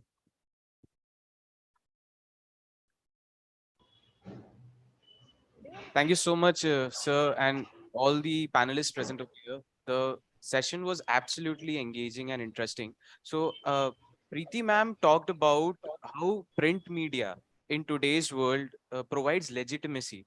So, one of the things that she also mentioned was we need to move from smartphones to dumb phones. So, that thought has been stuck in my mind. And I want to ask a question, ma'am. When our competition is totally present online, on the smartphones, how we as the company people can rely on print media. Sorry, I couldn't get your name. If you could just. Ma'am, my name is Kushal. Okay, hi Kushal. Thanks for asking that question. See, when you're in marketing, there is never, that these all are very, very thin and blurred lines. There is no watertight compartment of saying that this is the right approach and so this needs to be done. Marketing is very, very experimental in nature. If you have to become a marketer, you have to understand 2 or 3 things very, very important. One, you have to be very imaginative. Secondly, you have to be extremely experimental in your approach in whatever you do. And thirdly, you have to learn to quickly pivot. There is no foolproof mechanism of saying this works, this doesn't work. Now, having said that, each medium has its own role, as print is a mass medium. So why did a large organization like Facebook or WhatsApp, when they came to India, use print media ads? They didn't need to do any print media ads. Why does today an Amazon do a sale ad on all top newspapers of this country? They're Amazon. They have a huge amount of traffic. They are the big data company of the world. But every medium, as I'm saying, has a specific role to play. So you can't say that I will only be present online. I will only do print. Both of them have their own role. And you, as a marketer, have to understand what is the time and what is the communication that you want to take in which medium. What is the best route that you want to take? And so to say, since you're looking at a career, I'm assuming in marketing, by the next year, once you're out of your college, you also have to understand that, there is no fixed recipe to making a campaign successful. Okay, it has, and like your mother or myself or my mother, we don't measure that I have to put, so much of salt. And over the years, I've learned how to cook food, right? So, you don't go by fixed this thing. It's a mix of everything. And so you need to be a little more experimental, open-minded, and work around it. So there is no fixed thing to say that it needs to be either online or offline. It has to be a mix of everything. Thank you so much, ma'am.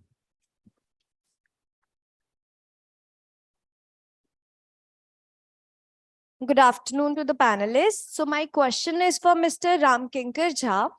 What role does crisis communications play in shaping the public perception during a brand crisis, and how can public relation professionals work with the media to manage such negative publicity?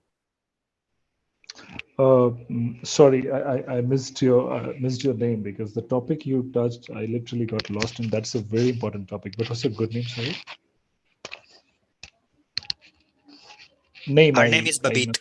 Babit. Okay, so Babit, I think that's an amazing question, right? And I know crisis is one of the critical time when is the right testament of any company's PR. And my sense say crisis is one of those biggest opportunity for any company PR to prove what exactly they are in. Some company overnight gets to a very different level, and sometimes, just can't live with it. And that is where today's PR become more critical. How you show up your brand. And that is where I think the firms like Tata's steps in, right? It was a crisis that it just bought Air India. And right now, Mr. Joe Biden, to everybody is speaking of how they made the overhaul. So that is where the crisis, how you pick the crisis and how you make the PR, don't worry. We are the Tatas. We will make it done. Similarly, like it's an Adani scenario or whatever will happen, so what Adani did, I'm not saying it is going to recover or where it will be, because even I lost my money into their stocks. Okay. But I can tell you, but it did recover. What it did was it didn't start away right, starting saying, hey, this is again, this is a conspiracy, this is all, this is that. How you maintain calm and how you literally represent, how you present your value base, what exactly is your brand. The true personalized communication brand happens in the crisis, and I think that is very important. What they did, they put immediately in a very short notice, they put up auditor, which was not a formalized auditor, although that's a Grant Thornton's different story, right? uh, and similarly, those are all steps they took to kind of first cut down the damage, first to cut down the perception that they are really wrong somewhere, first to cut down the perception this is a conspiracy, right? And that is where I think with I don't know whether that was a scheme of thing or what, but Mr. Adani did lot of personal interviews just before that crisis happened. So he just built on that image that we are very, very value-based company. What is there is here Hindenburg or whatever. I don't want to get into it, but this is all conspiracy. Why? Because that is the PR. That's what the Connect leader did, and just before that, it announced 60,000 crores of on his 60th birthday, something like that. So that is where you build on your PR in this crisis situation to make or break your company brand. Just think, Babit, at the same time, if that company would have done what? No, Hindenburg has association with Congress or association with that. We don't accept. This is blah. This is that. You know what would have happened, right? So, and that is where I think that is very important in the crisis as we handle. And first thing when you do the crisis situation that you handle, I think the first thing that you do is what? First thing you do is just to in the risk management, that what you do is first you just to hold the risk, right? Cut down the transfer of risk. And that is how your PR today enable you. It makes you more weaponized. It makes you loaded with more ammunition. Right away, you reach out to your shareholder, your investor, we all the stock owners got the message immediately. Everybody, they got message just in like overnight. It was so easy. Personalized message, nothing to panic. We will be back to the bank, nothing to worry. Your money is safe. So that is where PR is enabling. Had they lost for a 24 minutes, कल सुबह उठेगा तब देखेंगे आज मंदिर जाते हैं अब तो खत्म हो गया types.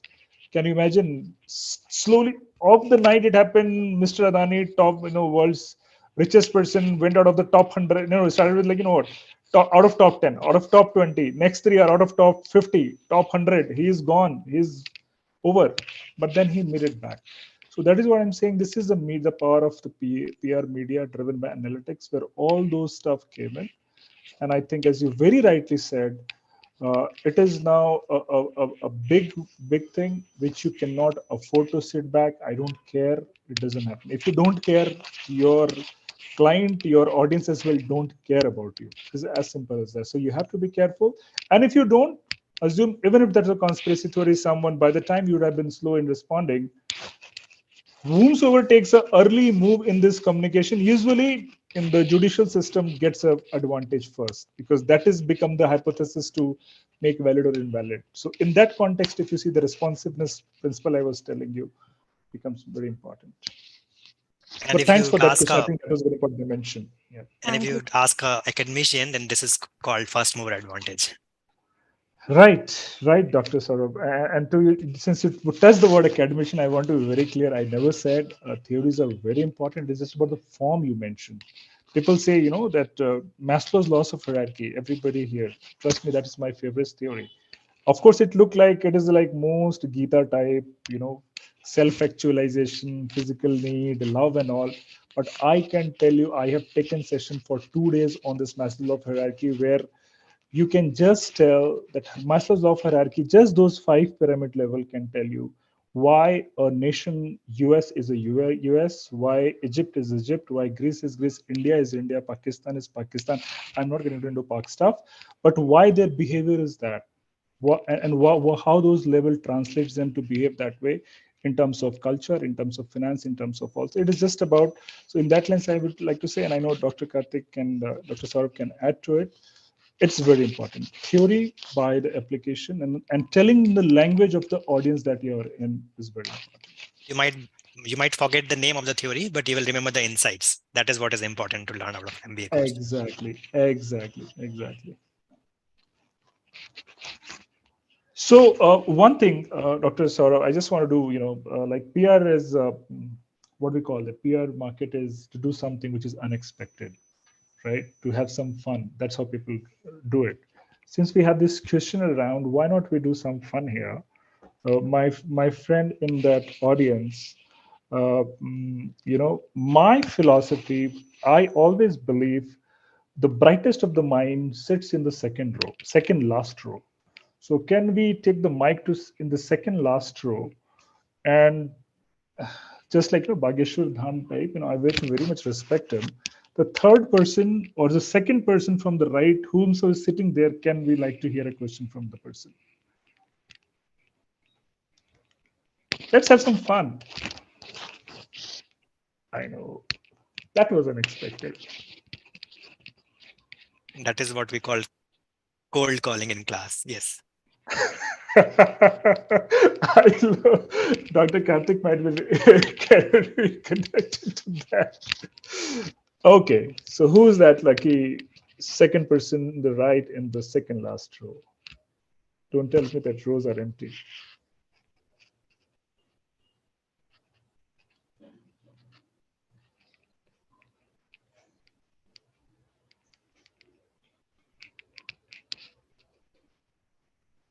I'm sure that is a fun. I see that people are literally now getting more attentive. Who said what and what the question I should raise, and build the right momentum for vote of thanks conversation towards the left. Okay. So, who's the gentleman or woman? So, Yeah. very good afternoon, sir. So, my Yeah. question is, so what are some of the key strategies used by public relation professionals to shape the narrative around a brand or issue the media? You're googling. Okay, I see. Okay, so who want to take that question I asked? So I don't need to answer, I think. So I just opened Dr. So I'd like to or request professionals like Ms. Sakshi and Ms. Ananya. Maybe one of you can take the question. yeah, please. Some more fun to it. Yeah. Yeah, sure. So, what right now? So we basically missed a point in the PR here. Is people? I mean, a part of PR nowadays is going towards personal branding. That is individual perspective. It is not what people think about a person. It has changed to what you want people to think about you. Okay, so if we are basically devoting a person, be it any actors or actress, we will do whatever they will tell us.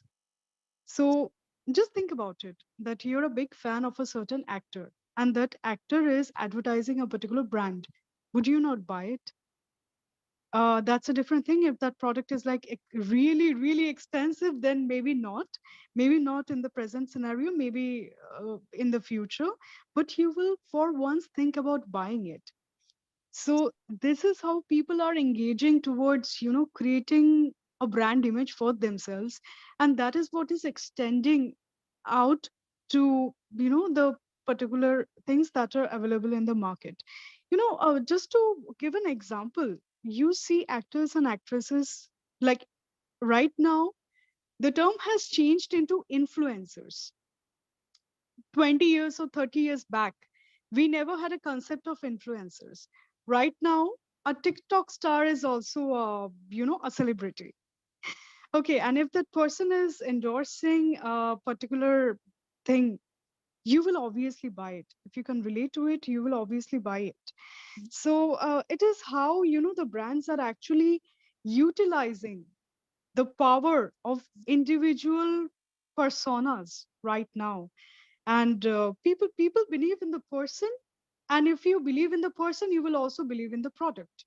People is becoming the product. That's what. Yes.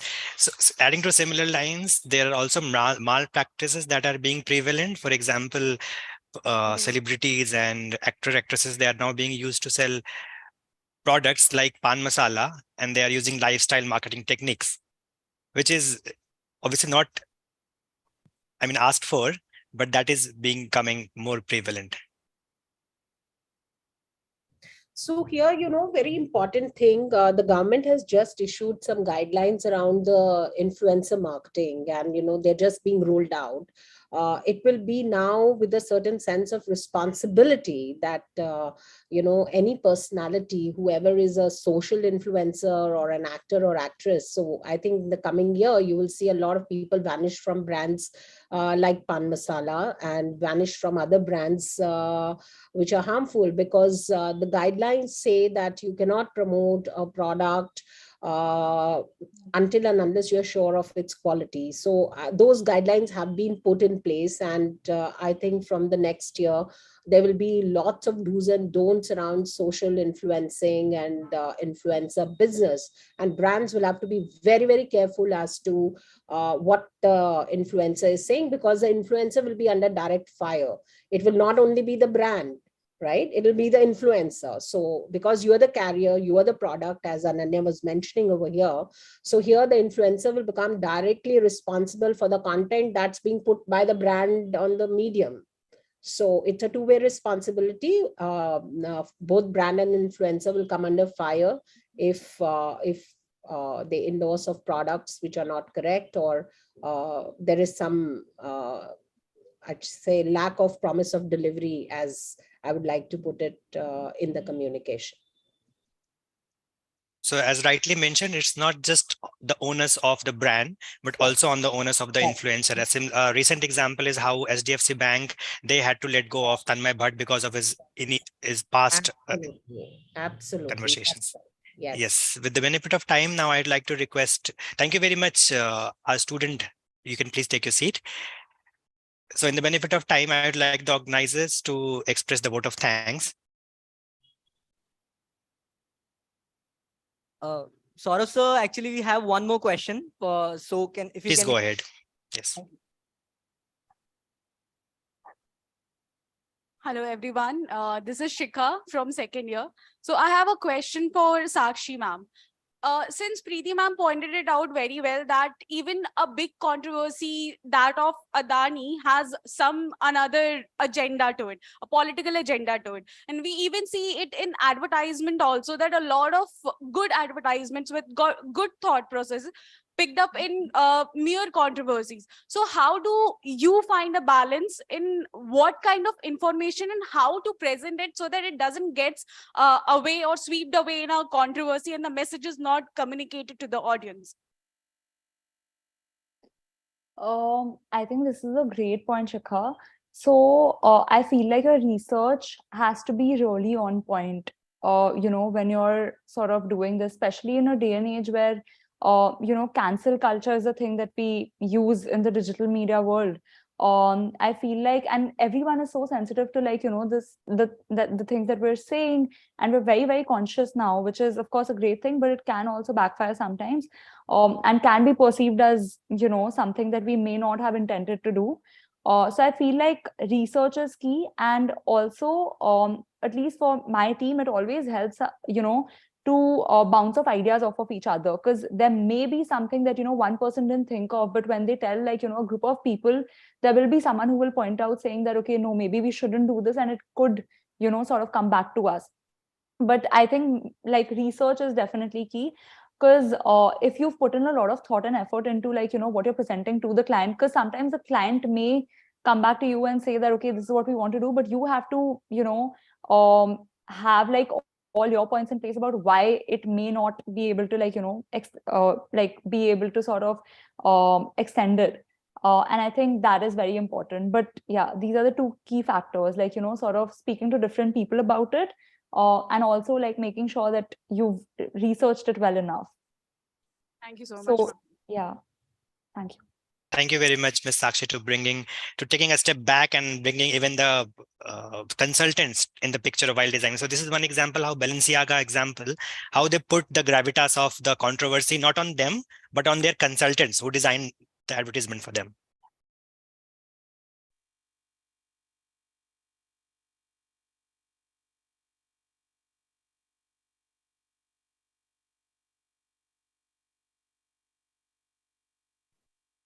Now I request the organizers to have a vote of thanks, please.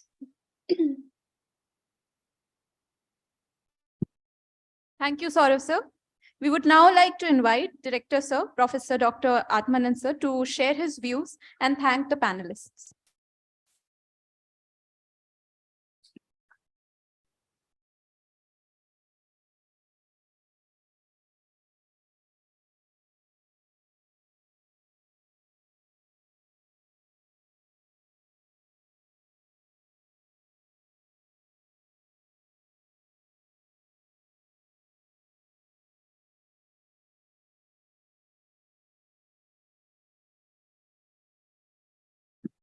Thank you very much for giving me this opportunity to, first of all, I would like to express my gratitude and heartfelt thanks to all the panelists for your brilliant thoughts, ideas on a very important topic of PR media.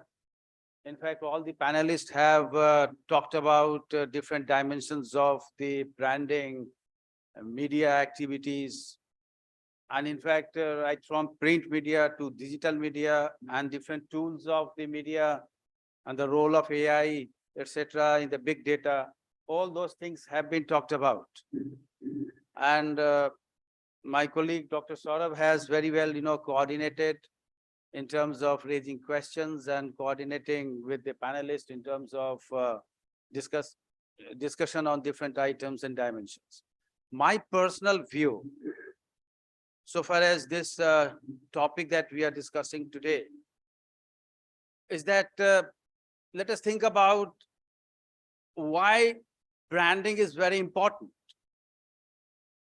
Now, if we are going for branding, say for ourselves, personal branding, what is needed for that is that we must have a story about myself. And the story that I would like to project on the social media or on the print media, what is the purpose behind it? Second thing, that if I don't have a story and the story backed by the data and evidences, will simply create a sort of false image in the minds of the customers. Customers in the market today would like to evaluate the activities of a person or an organization in terms of the research behind the creation of the true story. Second thing I would like to stress upon here, the role of marketing and the communication. There were the time when marketing used to be focused more on customer and the product and the price. And then the promotion. Today, the promotion has become a top priority than the creation of the product. So therefore, it is not that the supply, it is not that the demand will create supply, it is the supply that will create the demand. So how is it that the supply of a product like Apple products, they don't need any kind of advertising, they don't need any kind of communications about promotion of their products. They just bring their products in the market and it is sold and the customers buy it, whatever the price. It is the quality of the communication backed by the quality of the product and super channel of the communication, these three things which are very important to my mind, which will make the brand a successful brand. I would like to talk about the competition that is there in the market about every product, every company. Every organizations, they stress upon their brand. Even in the educational sector, we are competing against each other in terms of the brand. It is called MDI brand. MDI is a brand. It's an international brand. The IAMs are the brands. But then the customers, the students, the stakeholders would like to ask the questions. Is this brand backed by academic excellence? Will the students get a knowledge of the subjects, of different subjects? And then what would be the practical implications and applications of that knowledge acquired by the students in those branded B schools? The fact of the matter is that at the end of the day, that brand becomes successful, the educational brand becomes very successful, which has got 100% placement. So therefore, the end is very important. What I'm trying to communicate is this, that the end is the customers. And if you are truly doing research and involve yourself in the analysis of the data, actual data, not the secondary data, actual data, not the perception based like Instagram and others, and the Facebook and others, actual data. And exactly what has happened with Adani. One research report published by Hinton created controversy and huge impact on the stocks of the Adani. But that's the research which has been done by that organization in the USA. So therefore, communication backed by research, and if your goal is quite clear, that exactly what you wanted, and if your target audience, the customers are identified, then the communication is very important. I do agree with the panelists that whether you are communicating through print media or through digital media, doesn't matter. Whether it is through a smartphone or dumb phone or anything, doesn't matter. Today, what matters most is that, are the customers satisfied? Are the stakeholders really satisfied? Are the stakeholders and the customers are getting the value for their money? Value for their time? Now, these are the questions that the experts and the professionals who are working in the print media and in the media companies should look at it. But unfortunately today, if I open the TV channels, whether it is Republic TV, NDTV or any other TV channels, we find that the opinions are divided. To some extent, the opinions are highly politicized. And these opinions and the thoughts are not backed up by the research. They are based on the perceptions. But we, the audience and the stakeholders and the customers, would like to go to those channels of the TV where we get a good information about the subject matter. So that as a stakeholder, as a shareholder, I would like to take decisions about my investment in this company or that company or not. Similarly, if I am a voter, and if I want to exercise my right to vote for which political party and which politicians. Today, the voters are very educated. They have a data and information about every politician and every political party. So the evaluation criteria for every political party and every politician is what he or she has done for the development of the society or the constituency. And if the voters and the citizens and the customers are really happy about these developments, they will vote for them. And here, the role of the communication and the media is to highlight the positive things about the development that has happened in that constituency, not the negative things. So therefore, both positives and the negative sides of the communications have to be carefully thought about by the media agencies. It is their responsibility to see that the right things should go to the audience. So with these questions, these are my personal viewpoints and should not be considered as an opinion of somebody else. So thank you very much for giving me this opportunity. Thank you very much.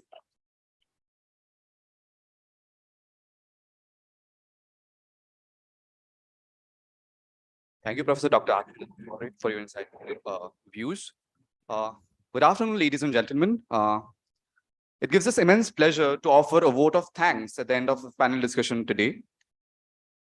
We have had an enlightening and insightful discussion, and we are grateful to all our panelists for sharing their knowledge and expertise on the topic of the discussion today. First and foremost, I would like to extend our gratitude to our esteemed panelists, Ms. Preeti Arora, Ms. Sakshi Jalan, Ms. Ananya Pal, Dr. Karthikeyan Balakumar, and Mr. Ramkinkar Jha. Your contributions were invaluable in shedding light on the importance of PR in shaping people and brands using analytics, media, and web. Your insights were enlightening, and we are fortunate to have benefited from your expertise. We would also like to thank our moderator, Professor Saurav Rauniar, for steering the discussion so expertly and keeping us on track. Your insightful questions and comments helped us delve deeper into the subject and provide valuable food for thought. And finally, we would also like to thank our audience for your attention and engagement. Your questions helped us explore the topic from different perspectives. As a part of the MDI legacy, we will be planting a sapling under the name of all the panelists present here today as a token of gratitude on the campus of MDI Murshidabad. I would request all to put a huge round of applause for the panelists once more. Thank you so much.